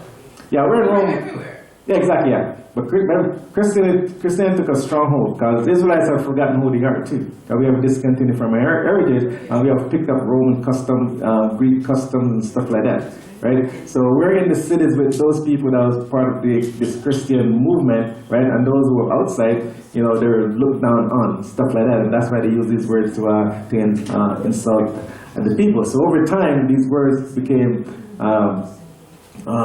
stable, as though it's you're a Satanist or something, right? You have nothing to do with the Most High, have nothing to do with, because some of those people outside, they probably were probably Israelites who were practicing the way it's supposed to be practiced, but because they're not part of this newfound philosophy called Christianity, they probably view them also as heathen, right? Or pagans, right? I remember Yoshua, they call him a cult. They say they're part of a cult because they were outside Rome, right? Practicing something different what Rome was practicing. So though the word Gentiles and the word heathen are used many times in the Bible, the fact is that there are no Hebrew or Greek words that would demand this translation. There's no Hebrew word and there's no Greek word for a Gentile. There's none. Right? Because the word Gentile is not translated as goy, or goyim. Goyim is translated as nation. So if Gentile is a Roman word or a Latin word. That means it should be gentile, right? As we show in the first slide, right? So goyim should be translated to what the Greek used for nation, and it should translate what the Roman used for nation. It's to translate to what the Chinese and Cantonese used for nation, what Russian used for nation, right? So that's the word that it should be translated to, right? So any country that you go to, they should have a word that means nation. So what does your ordinary dictionary say about that? Like, do they have that dictionary based on the word, like Greek dictionary? The word nation? Yeah. The word nation is English. In English. Okay, so if the word nation is English, Gentile can mean nation, can be an English word that means nation too. You can't have two words that mean nation in the same language. What else the word? Gentiles, one word, doesn't practice Christianity, something like that. Yeah. So if goy means nation, what does Gentile means in Hebrew? What's the Hebrew word for Gentile? Right? There's no Hebrew word for Gentile. Right? So that means Gentile does not mean nation. Right? So I remember when we showed in the first slide that the Latin word for nation is gentile.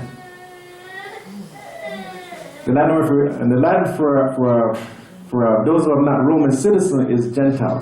So gentile means those who are not a Roman citizen, right? So another Greek word erroneously translated gentile is the word Hellen, and means adopted Greek race and speed. It is used 27 times in the New Testament and 20 places in Greek, and in 7 other places it is erroneously translated Gentiles. Right? So the word Hellenist means same thing. It means those who are not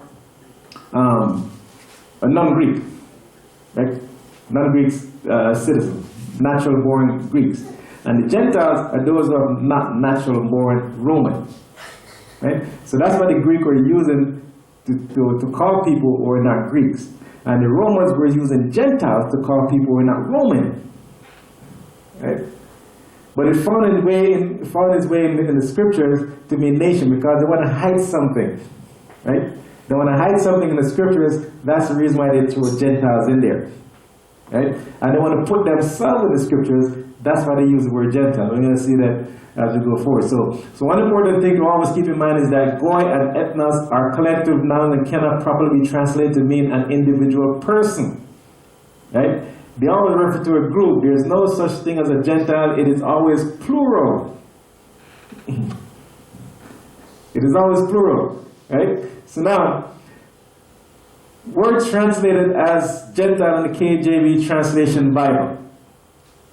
So, the word goy is translated 370 times, 74 times as nation, 143 times as heathen, 30 times as Gentiles, and 11 times as people. They messed up this thing, man. That's it. It should be nations all the way through. That one word has 4 different other words. Exactly. So that's what they did in the King James. Seems to be having their way. The nation seems to be their way. No, but you're not getting it. No. You're not getting it. Gentile does not mean pagan person, heathen person. It does not mean that. He's trying to show us that it does not mean that. Yeah. Yeah, but I'm saying that the Greek is saying something different. They're all saying something different. but- Everybody's saying something different. Yeah, but Gentile, your meaning of Gentile that we grew up in Jamaica thinking, Yeah. person that does not practice Christianity, that's not the correct meaning. I know what I'm Yeah. saying here, that every nation seems to have something different. Yeah, because every nation have their own word. Right, and Yeah. their own kind of a translation on whatever it is. of Yeah. the word. Exactly. So the Hebrew, like I said, the Hebrew have their word for nation, and the word for nation is going. So we see here, did they translate this as nation in the entire scriptures? No, they didn't. They only translated it as nation 374 times. But it should be nation all the time. Exactly. So how come they translate the same word as heathen? It should be nation all the way through. And 30 times as Gentile, it should be nation all the way through. And 11 times as people, it should be God, it should be nation all the way through. That word Yeah. heathen and Gentile should not even be in the Bible. It shouldn't be there, yeah. It should be nation. Add this all up and see what comes to. So it should be nation in the entire Bible for the word goy. It shouldn't be different. You know? So it's You feel like you're trying to actually, like you're saying, they're trying to separate people, trying to hide. It's like elitism, you know? Separate people or those who are not good. Yeah. So what they do it out of convenience. Yeah. To try to hide things. Yeah. That's why they do it the way. And one thing they want to hide is the true children of Israel. Yeah. And they want to put themselves in there and put everybody else in there. That's what they're trying to do. That's why they translate it the way they did. That's why when you try to tell people who the true people in the Bible are, they look at you like funny.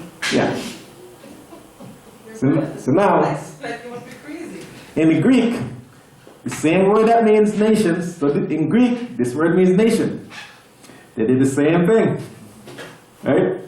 That one word, 93 times as Gentile. And it means In nations. the New Testament. Yep. 93 times, and it means nation. So they should be saying nation. So when you read the King James, yeah, where the word Gentile is, it should say nation. Right? So that's what they did, to try to More make... times, they put it more times as Gentiles Yeah. and nations. That's right. So in the New Testament, now when they put Gentiles, it means everybody. White, Chinese, Indian, Korean, Japanese, everybody. Right? So that's why it says that neither Gentiles or Jews. He's talking with everybody. Is in the body of the Messiah. So when they say there's neither Gentiles, it means everybody. Chinese, every single nationality, right? And Jew. Right? So everybody thinking, yeah, it's everybody. What does that verse mean though? When it says there's neither Jew nor Gentile. Nah, it should be Hellenists. It's Israelites that were called Hellenists. But what does Hellenist. it mean though? What does it mean? Hellenists? When it says there's neither this nor this, Yeah, what did they do? all Jews. Guess we're just one body. Yeah, because remember you have the 10 tribes that was scattered abroad, right? A lot of them lives amongst the Greeks. So the Greeks look at them and call them Hellenists, right? And then you have the Israelites, Yehudites, right? So the word Jew should not be there. Like that's why I say we're not Jews. So if they put the proper word in there, say Yehudites, right, meaning of the tribe of Judah. I remember the tribe of Judah and tribe of Benjamin and the Levites were still there. So they say that the Hellenists, those Israelites that were scattered abroad, and the Yehudites that were still intact. Right? So he's talking about the two tribes. I remember the two tribes split. So the tribe of Israel now, they're the one now the Greeks call Hellenists. Right? So that's why I said they're neither Hellenists or Yehudites. Right? The tribe of Judah. Right? So the two tribes, Judah and Israel. So Israel was now called Hellenist by the Greeks. Right? So that's what the scripture was talking about. It's talking about the Israelites that was called Hellenists. Right? So instead of putting Hellenists in there, they put the word Gentiles. And they said the Gentile means everybody. Right? So now, Including the non-Jew. Including the Jews then. well, yeah, if you accept Jesus Christ as your personal Savior, you become a spiritual Jew. So what does that mean? Well, spiritual Jew? Yeah. There's no such thing. They made it up. That whole verse About what? about becoming a spiritual Jew. Oh, they made it up. It's not in the Bible. I could join this all the time. I was bugging downtown. Can you show me the scripture where it said they're a spiritual Jew? After this day, they're still flipping scriptures. They can't find it. It's not there. Yeah. So, which one is worse than become a Jehovah's Witness or become a Christian? Yeah, they're both the same. Yeah. If you believe in Jesus Christ, you're a Christian. If that's what you speak, if that's what you believe in, that's what you subscribe to, you're a Christian. Whether if you go to church or not, you're a Christian. Okay, you don't have to go to church to go be a Christian. Yeah, all I have to do is believe in Jesus Christ. I think Jesus Christ is, is the one who was executed, right? Whether you go to church or not, if that's what you believe, you're a Christian, right? Because a Muslim doesn't have to go to a Muslim mosque to be a Muslim. I just believe in Allah. I believe in Allah, Allah this, da da da, Allah Akbar, right? I just believe in Allah. He's a Muslim, and he doesn't have. He probably never went to a Muslim mosque in his life. But if you believe in Allah, he's a Muslim. Of course, it's all based on who you believe in. Who we believe in, subscribe, that's who we are. And that's why, because we believe in Yoshua Mashiach, that means we're Israelites. Right? So you can identify people by who they subscribe to. Right? That's why people come and say, God this, God that. I say, which God are you talking about? God, there's so many. And once they give you a name, then you know. If they say Christian, I say, okay, yeah. If they say Buddha, I say, yeah, you're Buddhist. Yeah. Almighty is just an attribute, right? Almighty could be their Almighty. So what is the name of your Almighty? Just give me a name. I need a name. Yeah? So don't go home and say you're going to pray for me. I need a name. I don't know who you pray to. Well, I was talking to somebody this week about Halloween. And somebody asked me, she said, how was your Halloween? I said, I don't believe in Halloween. That's lifting up dead people, and what's the point? And then I didn't really, and then I said, where, did you practice Halloween? She said, no, but when I go home, I'm going to carve some pumpkins. Okay. Wow. You're still participating. You're still participating. I said, what religion are you? She said, I'm Hindu. So that was the end of it. And I understood why. Yeah, because she embraced the culture. Because right? they lift up the dead in that culture. That's right, yeah. So I didn't bother to talk to her. I wouldn't either, because I leave it at that. I just find it funny that Christians say they don't celebrate Halloween, but they celebrate Christmas. Yeah. They're one and the same. Yeah, exactly. Yeah, they are connected. Oh, I met some.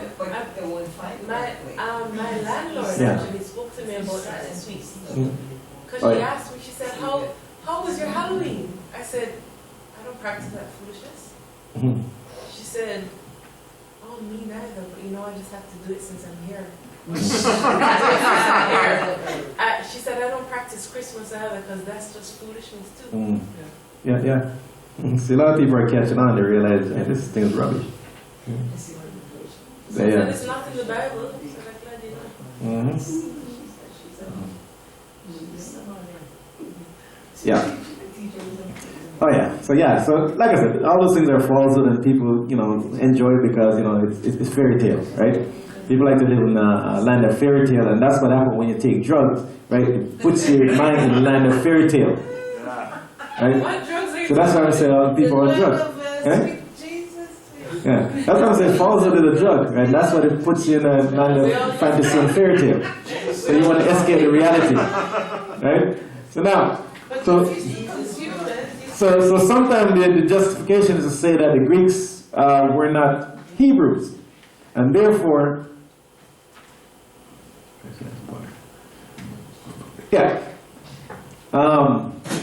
we're not. There must be Gentiles. This is not a translation, rather interpreting scripture in the version. There's neither rhyme nor reason for all these various translations, mistranslations, other than to perpetuate a belief that false belief is still with us today. So they want to perpetuate a belief, and that's what Christianity has done. So we're going to look at a few scriptures here. Right? Look at John 7 verse 35, and we see different translations here. So John 7 verse 35, in one King James translation it says, will ye go unto the dispersed among the Gentiles and teach the Gentiles? That don't make no sense. So you say that you're going to go amongst the Gentiles. So he's saying that anyone who's not a Christian. Right? That's what the scripture translation is saying. Because if you're not a Christian, you haven't accepted Jesus Christ, then you're Gentiles. That means you're heathen. Right? That means you're a lost soul. So go and teach the Gentiles, because the Gentiles are non-Jews. Right? That's what they're saying. Now in this King James translation says, nearly all revised versions translate this to read, will go into the dispersed among the Greeks and teach the Greeks. That's one translation. Right? So in the scriptures now, it says, the Yehudim therefore said to themselves, where is he about to go that we shall not find them? Is it about to go to the dispersed among the Greeks and to teach the Greeks? Even the scriptures kind of got it off because we know who translated the scriptures, so we all have to be careful with translation. Right? They just don't want to give it to us. Right? You just have to hang on to that, that thread and not really give it to us. So 1 Corinthians 10 verse 32 says, give me none offense, neither the Jews, nor the Gentiles, nor to the church of Yehuda. And then in the scripture it says, cause no stumbling either to the Yehudim, nor the Greeks, nor to the assembly of Elohim. Right? So the scripture is close but not close enough because we have Yehudim in there. So that's the word that that Jews replace, right? So that's why we never call ourselves Jews. We call ourselves Yehudi. Right? Yehudim is plural for Yehudis, right? So those are the tribe of Judah, right? Or to the Greeks, or to the assembly of Elohim. So that word Greek should be Hellenes, right? That's the proper translation that it should have been. So now, is it true that the tribe of Judah are the people that are in the Caribbean? Can't tell, so it's just made up. We don't know what tribe is which. you think the white man care who went where? We don't know what tribe. President, man, it was towards anywhere, which way we, wherever the order was placed, that's where you're gonna land, right? Apparently, Yeah. the tribe of Judah is actually in America. Yeah. I don't know. Then they say, well, we got boys, we got an auctioneer, and we got the tribe of Judah. How are we going to start? Because the tribe of Judah is a great tribe. Oh, I want to hear 100. We got 100 over here. Who's got 100 over here? They never did that. They split up. Remember, they split up families. Mother, father, children, whatever. Some went here, some went there. Some went Trinidad, some went Barbados, some went America, some went South America. They split up families all. They didn't care who went where. They didn't say, okay, let's keep them intact. Why? Make sure all the tribe of Judah goes here. Make sure all the tribe of Benjamin go here. Right? They never did that. I wonder why the Maroons are so different than everyone else, though. The Maroons? Yeah. Well, yeah, because So they would let no one rule over them. yeah, because you have within every continent that we went to, we have a remnant of all 12 tribes. Exactly. Right? You could have Jamaica that represents all 12 tribes, because everywhere you go in Jamaica, something is different. Right? I remember when they're transporting our people across the Atlantic, the one that was rebellious from whatever tribe they came, they drop them off in Jamaica. So if they transfer the people that was from Zebulon, hey, you're rebellious, well, you're going to Jamaica. Transferring somebody from Manasseh, hey, you're rebellious, you're going to Jamaica. Transferring somebody from Judah. Yeah. Exactly. So anybody who was rebellious from whatever tribe you come from, you're going to Jamaica. So Jamaica most likely have all 12 tribes. In Jamaica more so, maybe South America. Most in South America have melted out. Right? Because they transport 25 million Europeans to white out South America because they said it was getting too black. Right? And also in, what do you call it? Argentina and Brazil, the other one. Where was he? Yeah. The one that Messi played for? Yeah, Messi, Argentina. Argentina. And the other one, there's another one. Colombia. Argentina and yeah. They have a lot of white people. Yeah, Argentina wiped out most of the black people that was there. Genocide. Brazil, they're trying to do Yeah, that. they're trying. Well, Yeah. Brazil, there's too many black. Too Yeah. many Brazil. Yeah, too many Brazil, yeah. So yeah, that's what they're trying to do, genocide and wipe out our people that's down there. So I don't know why the Israelites are trying to say, Zebulon is this. Come on, some of those people don't even like us.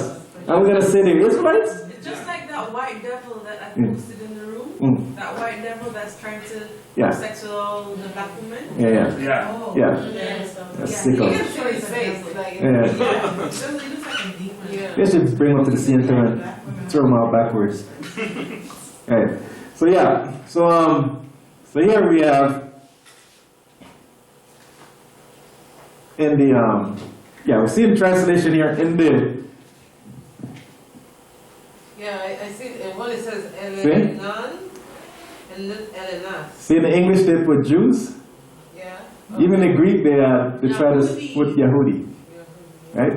So we're never called Jews. This is something that English translation throw in there.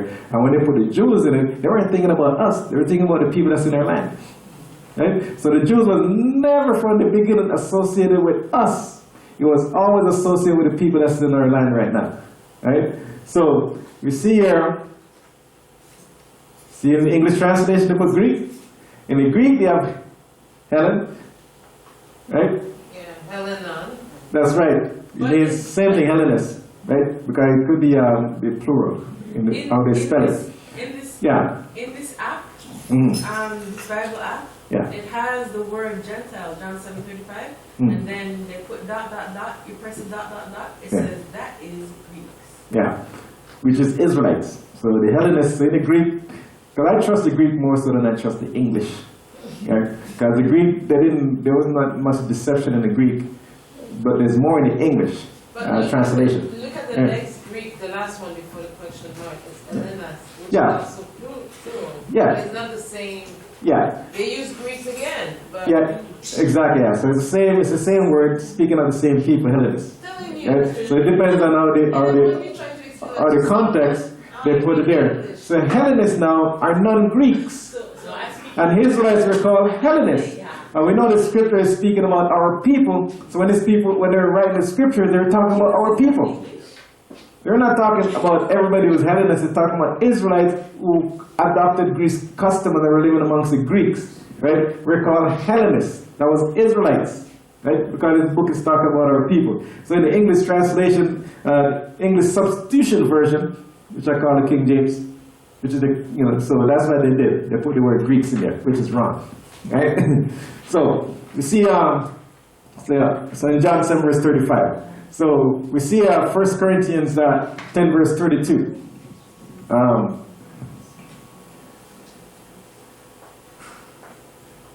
So without offense both to them, they put Jews, should be Yahudis, right? BU and Greeks, they should be Hellenists. Greeks do not call themselves Hellenists. They call who is not a Greek Hellenist. So why would they put Greek there? Right? Because they know what's going on. So they try to hide something, and that's why they put the word Greek there. Greeks never called themselves Hellenists. What Greeks call themselves? Greeks. Right? Because when Yeah. I did art history for like Greek history, and they would always say this is the Hellenistic period. They wouldn't differentiate it from themselves. Yeah. They would always say this is the Hellenistic period. Yeah. Because the reason why they do that, because when it says a Hellenist period, it's talking like they're going through some period of infliction or something like that. When it says a Hellenist period, right? Why do they say it's a Greek period? Right? So the Hellenists seem like it's something that is they're going through some kind of period of infliction, right? Which is not making sound like they're going through something that is not good, right? So they have also deceived in that one too, which when they did the same thing. So Romans chapter 2 verse 9.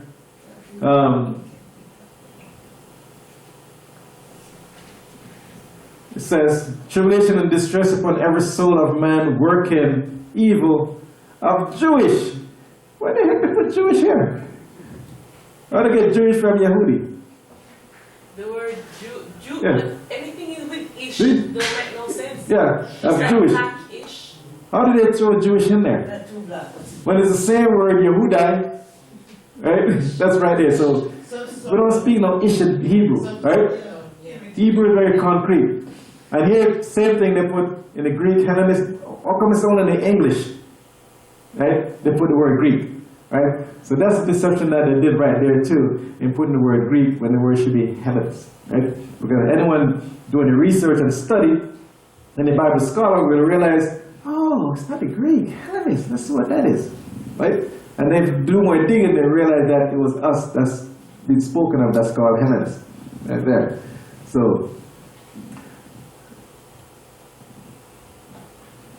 yeah, I think the same scripture. Romans 2 verse 10.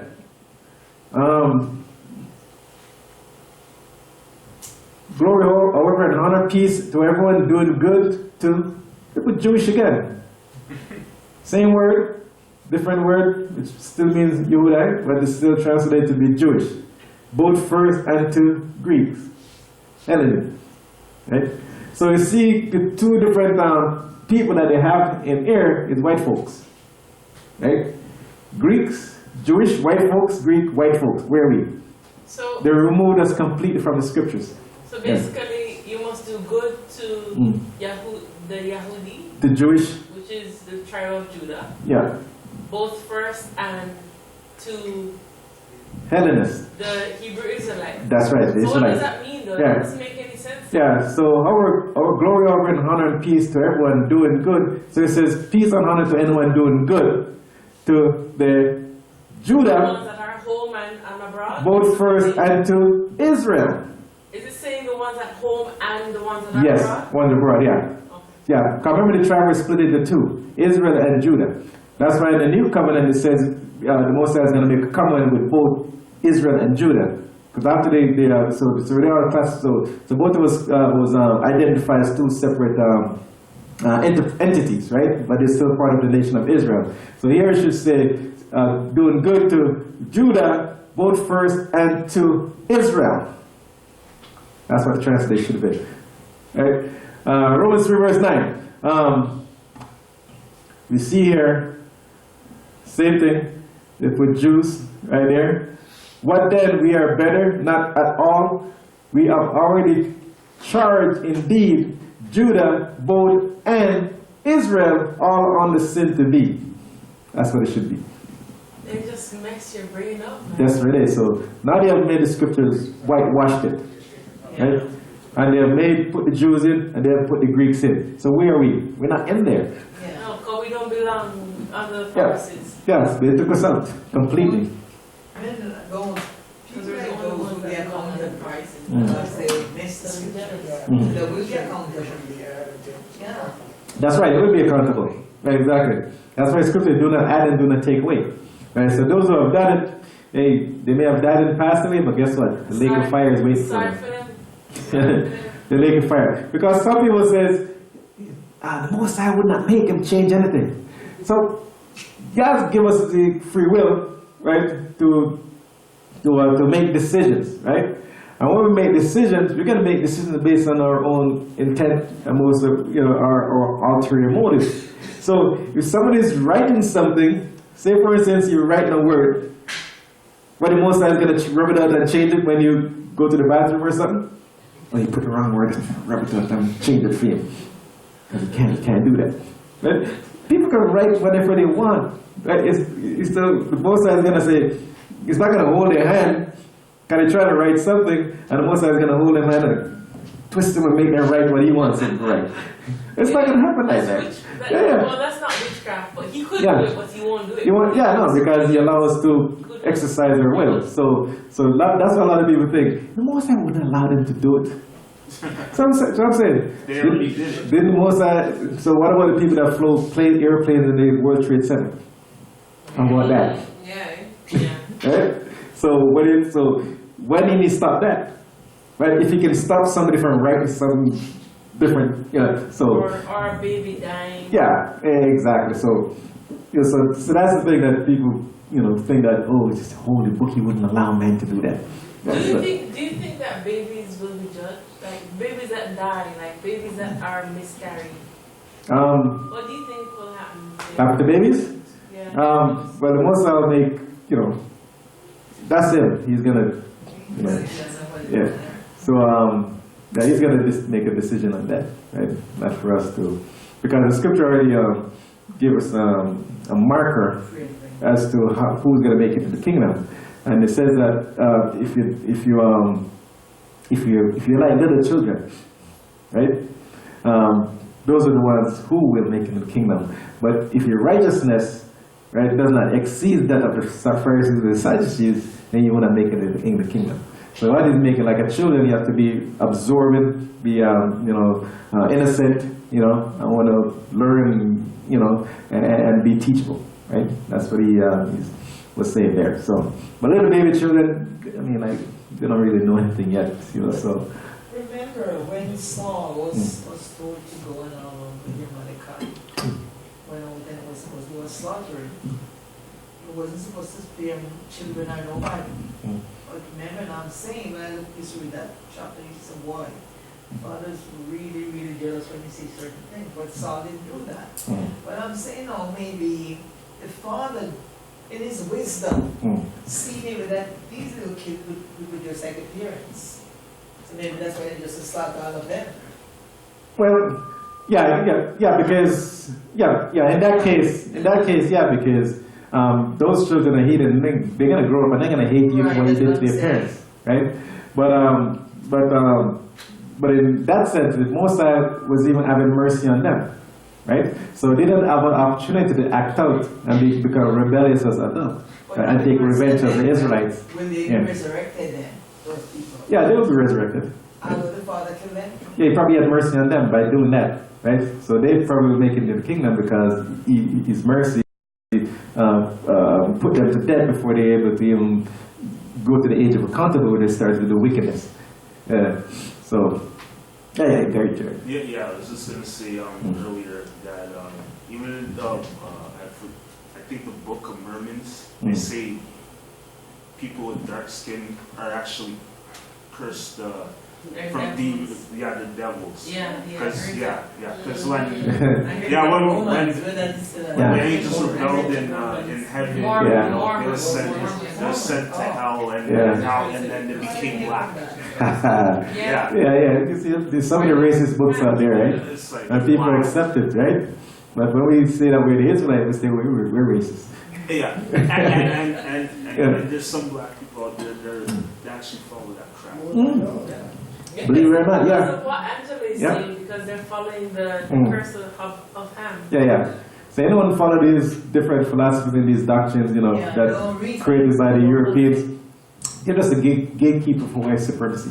They're a gatekeeper for white supremacy. Simple as that. So now, see, where is it now? So, also indeed in one spirit we all into one body were immersed, whether Yehudites or Israelites, whether slaves or free, and all one spirit. So he's still talking about Israelites, but you see what they did there, right? Whether Jews or Greeks, whether slaves or free, and all one spirit. So everybody, right? So he's talking about the Israelites. Some were slaves and some were free. So he's still talking about the Israelites, right? So he's talking about, so they really pushed us out of the book and put everybody in there, right? And then they run around and say, the Most High love everybody, right? When the scripture is all about us. Romans 11 verse 13 says, to you moreover I am speaking to the Gentiles. This should be say nations, actually. Because ethnos means nations in the Latin, right? So you shouldn't say Gentiles, you should say nation. In as much as indeed, therefore I of the ethnos, the nations, apostles, the ministry of me I magnify, right? So that there you should have said nations. Right? Matthew 10 verse 5 said, these 12 sent forth Joshua. This is the Greek trying to Jesus. So, because names cannot be translated into another language. Yeah, but if Right? there's, if there, And you couldn't even write it in Greek. So what they have shown, just leave it in the Hebrew. yeah, but if they're wise, they'll see that that's Zeus, man. Exactly. It is Zeus, but the US. Greeks, Zeus. you can identify cultures by the US at the end. This is a mythological god. Yeah. Exactly. So right there we see that the Greeks, what is this? I mean, like, that's not his name, right? So the Hebrew word should still be here. It shouldn't be them trying to convolute it with some kind of Greek name right there. I haven't instructed them, right? And then instead of the English, take it from the Hebrew, they took it from the Greek. Then saying unto the way of the nations, not to go off and into any city of the Samaritans, not enter. Right? So he says, don't go the way of the nations. Right? When he's talking about nations, he's talking about the nations that are not Israelites. Right? That's why he says, do not go the way of the nations. Right? So he says, not go the Gentiles of the nations. Now, so let's look at the word goy. Almost there. Where the goyim are used, if we apply the logic concerning Gentiles to mean nations, for these words, we can see the ridiculous conclusion that could be reached. So now, Genesis 12 verse 2, if you use the word goyim for Gentile in there, and it says, I shall make you a great Gentile, and bless you and make you great, and you shall be blessing. So, if we use the word Gentile in there, you're going to make us a great Gentile? This is going to make us a great nation. So Goy means nation. So that's why I'm going to make you a great Goy. Right? A great nation and bless you. Right? Genesis 17 verse 5. It says, and no longer is your name called Abram, but your name shall be Abram, but shall be called Abram, because I shall make you a father of many Gentiles. It's still silly. It's supposed to say nations. Yeah? It should be nations. Right? Many nations. Goy means nations. Right? So if we apply the way they translate it and say Gentiles mean nation, that means that Abram will be a father of many Gentiles. If we apply it how they say we're supposed to apply the word. Right? So if we use the word Goy, like that we showed earlier, where they translated Goy as nations, then it would be incorrect, right? So Genesis 25 verse 23 says, and Yahweh said to her, 2 nations are in your womb. He didn't say 2 Gentiles. If we translate it how they say we're supposed to translate it, right? 10 verse 5. From these the coastland peoples of the nations were separated. Remember Genesis 10 verse 5, what did they do? They put Gentiles. If you go to the King James, you're going to see Gentiles. We're separated to the lands, everyone according to the language, according to their clans, unto the Gentiles. Go into King James 10 verse 5, what did it say? Right?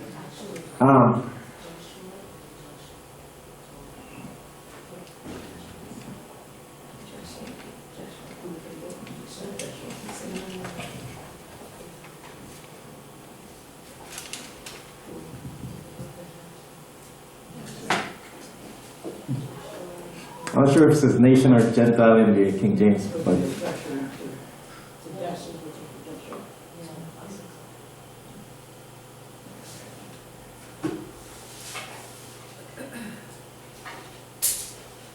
yeah, so 10 verse 5. So you see that the word Goy cannot be translated as Gentile anywhere in the scriptures. He has to be remain as nation.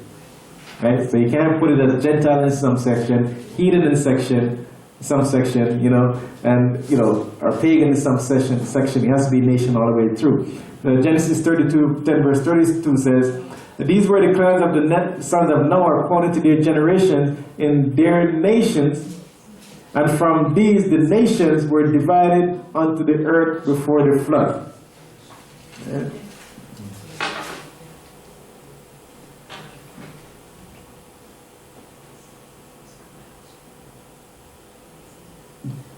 Genesis 10 verse 32, right? So when we consider the word ethnos, which is sometimes translated as Gentile in the so-called New Testament, we have another block of translation on which we could make transposition. The consequences are equally observed. Luke 7 verse 5 says, For he loved our Gentile and has built a congregation for us. So we see the word ethnos means nation. That's the Greek word for nation. So you can't translate it as any other word but nation. But what they do it conveniently in places where they want to deceive us, they put Gentile. Where they want to deceive us, they put nations and so forth, right? Luke 32 verse 2 says, He found this fellow perverting their nations. Right? John 11 verse 48, the Romans shall come and take away both our place and nations, not Gentiles. Right? So we can't translate ethnos as Gentile. It has to remain as nation all the way through. Right? So these people that was translating the scripture, they didn't know exactly what they were doing. Right? They wanted to push us out of the scriptures and put everybody else in there. Right? John 11 verse 49 says, We know nothing at all, nor consider that is expedient for us that one man shall die for the people, and that the whole Gentile perish not. Has to be nation, the whole nation. Right? So we see that all the way through these other scriptures there. Where the Most High is speaking of nations, not Gentiles. So the word Gentile is derived from the Latin word gentilis, and it's only one of several words that are used to translate the Hebrew word goy and the Greek word ethnos into English. The best word to use is nations. It would have been better if the word Gentile had never appeared in the English text, period. Right? Then we are Deuteronomy 28, they can take away that part. No. They can't change that. No? Yeah, exactly, because the word Gentile didn't come into existence until the Roman came on the scene. So do not let the word Gentile mislead you. Israel was one nation, but now in our spiritual decline, we are like other nations. Right? We have lost our identity so much that Shaul said that the blindness was to stay on Israel until the completeness of the nations be come in. So the nation, completeness of the Gentiles, completeness of the nations. So all these nations have to fulfill, right? Have to fulfill their themselves, right? So the Chinese, Russians, so all of them have to complete, right? Come to a completeness,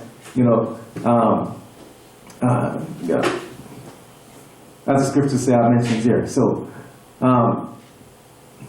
the apostle could not totally have properly distinguished between Israelites and non-Israelites in the nations to which they went. Hence the passage had to be taken to the nation in order for the message to reach all men. Of the descendants of the outcast Israelites, the house of Israel had been scattered among other races as a punishment. Those of Israelite extraction had the capacity to believe Yahuwah and could accept the message and become reinstated as Yahuwah's people. Right? So the Bible is a book about the whole nation of Israel and the covenants and promises made to the nation, either as a whole nation or the individual parts of it. The other races are mentioned in the Bible only as they affect Israel. Right? Yahuwah says that Israel will always be a nation. The word ethnos could not apply to a multiracial church. Israel is separate people of common racial origin. They will remain a nation as long as the sun and the moon are shining. Jeremiah 31 verse 36.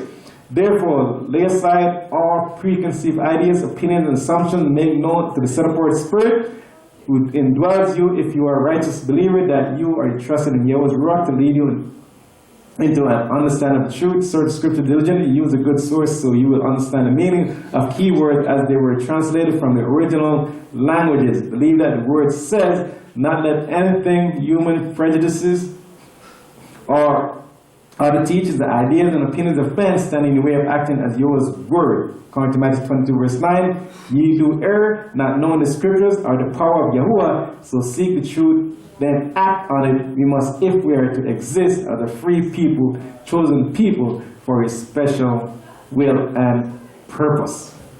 Right? So they have really did a job to really push us out of the scriptures, right? And to say, yeah, I've done away with the Israelites because the Israelites have rejected the Messiah, right? So now it's Christians' time now, right? So that's the game that they played on us, and a lot of our people have been played this game, right? And a lot of us are in Christianity, calling ourselves Gentiles. Yeah, that's right.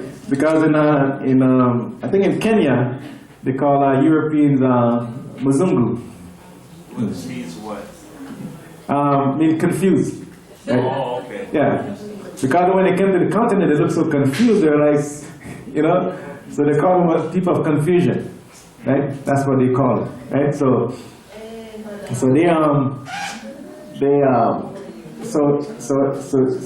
every nationality has some sort of name that they call people of another nationality, right?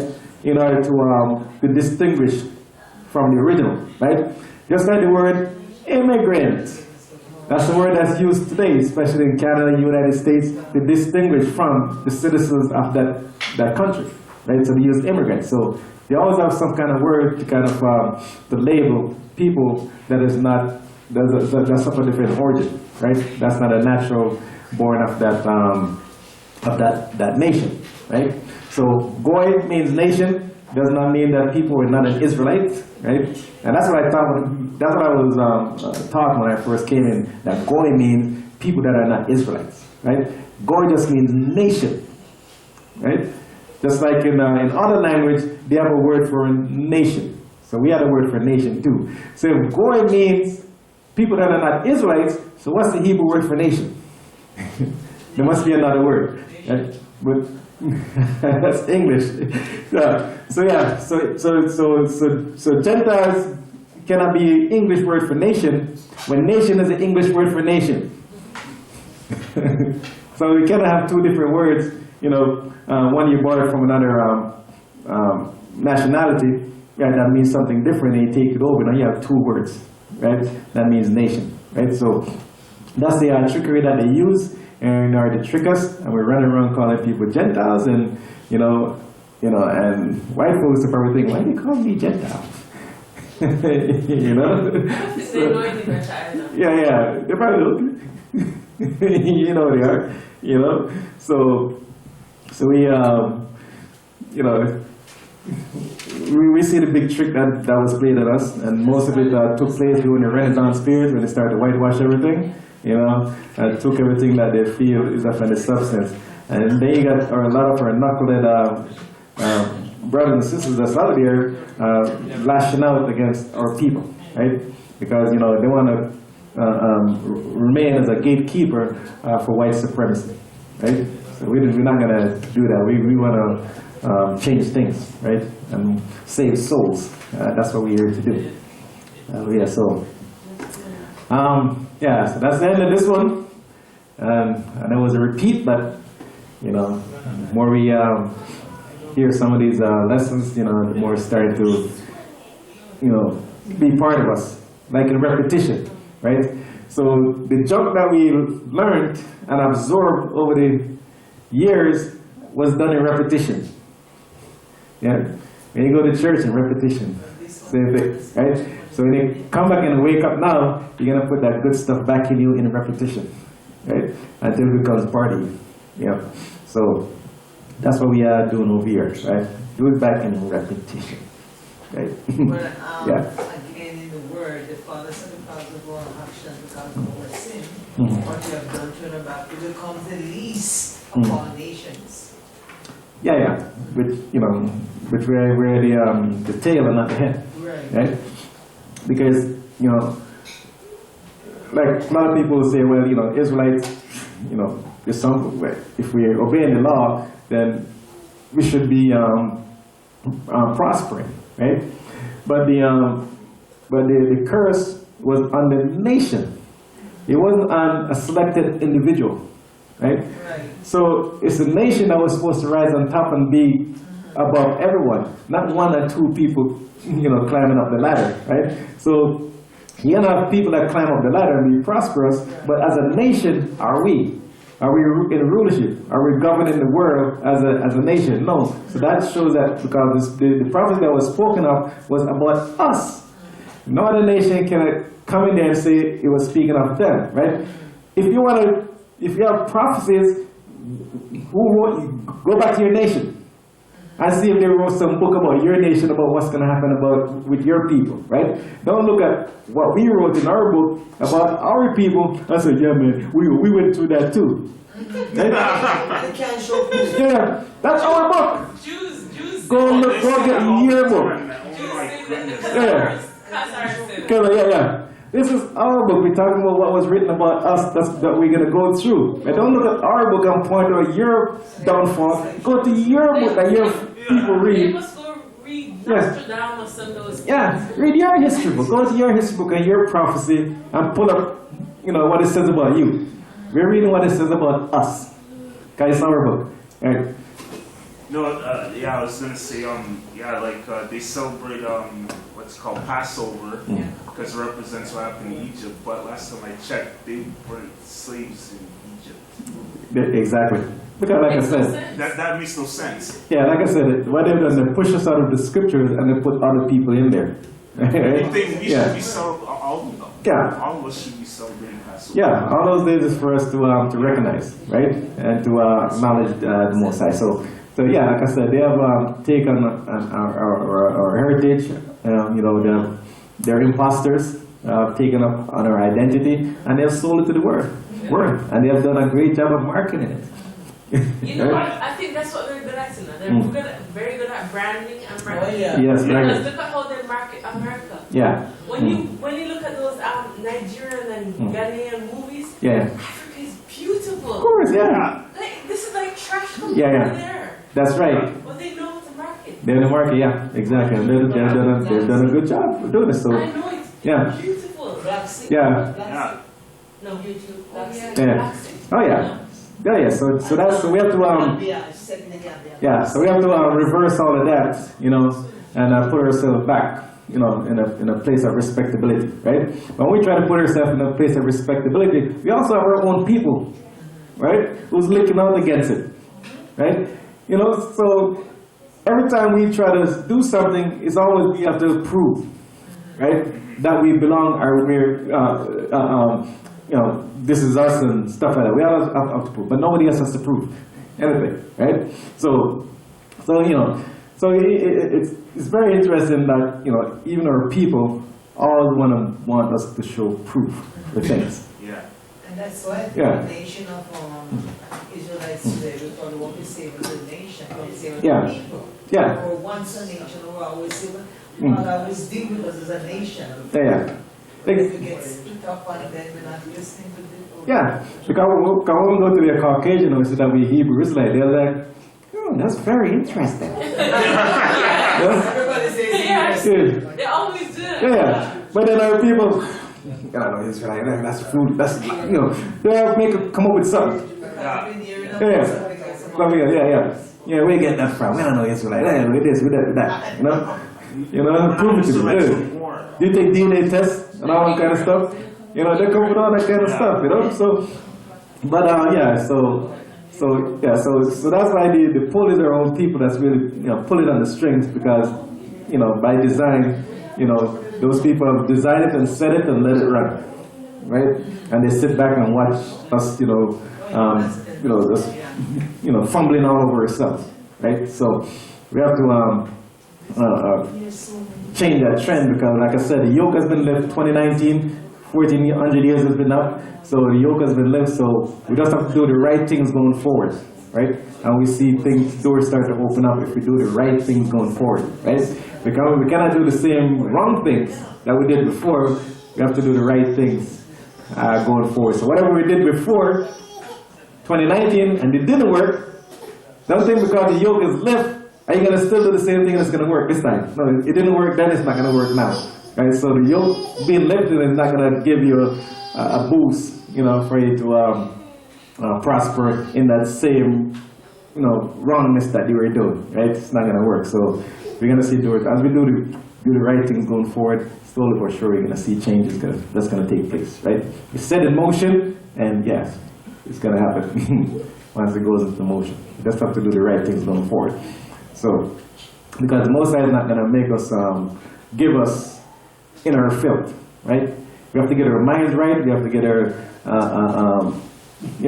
everything about us right, before He starts to really say, okay, now they're in a position where I could start, prosper them in the way I want them to prosper, right? I'm not going to do it like I did back then, right? Every time I get them out of a situation, right? And I start making them prosper, they weren't ready yet, right? They weren't fixed. So that's why as soon as they start to prosper, they go back into the mess again, right? So the Most High said, I want you to make sure you fix, right? Before I start making you prosper again. As a nation, right? Not just one individual, 1, 2 people up there, right? Because we're punished as a nation, not as one individual, not as individual people, right? So, that's it. End of today's lesson presentation.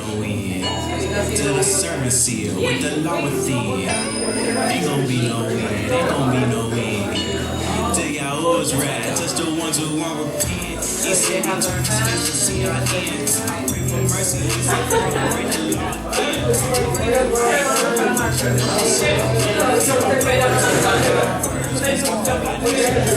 law manifested bad. They can't be disrupted.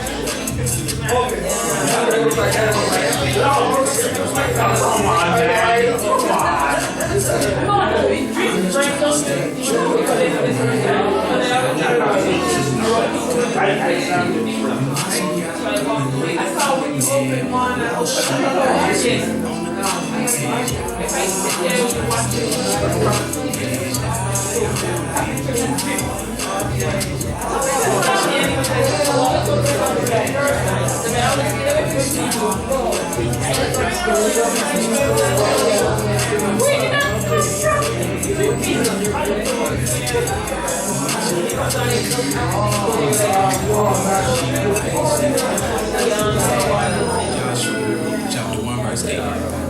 This book of the law shall not depart out of thy mouth, but thou shalt meditate therein day and night, that thou mayest observe to do according to all that is written therein. And then thou shalt make thy way.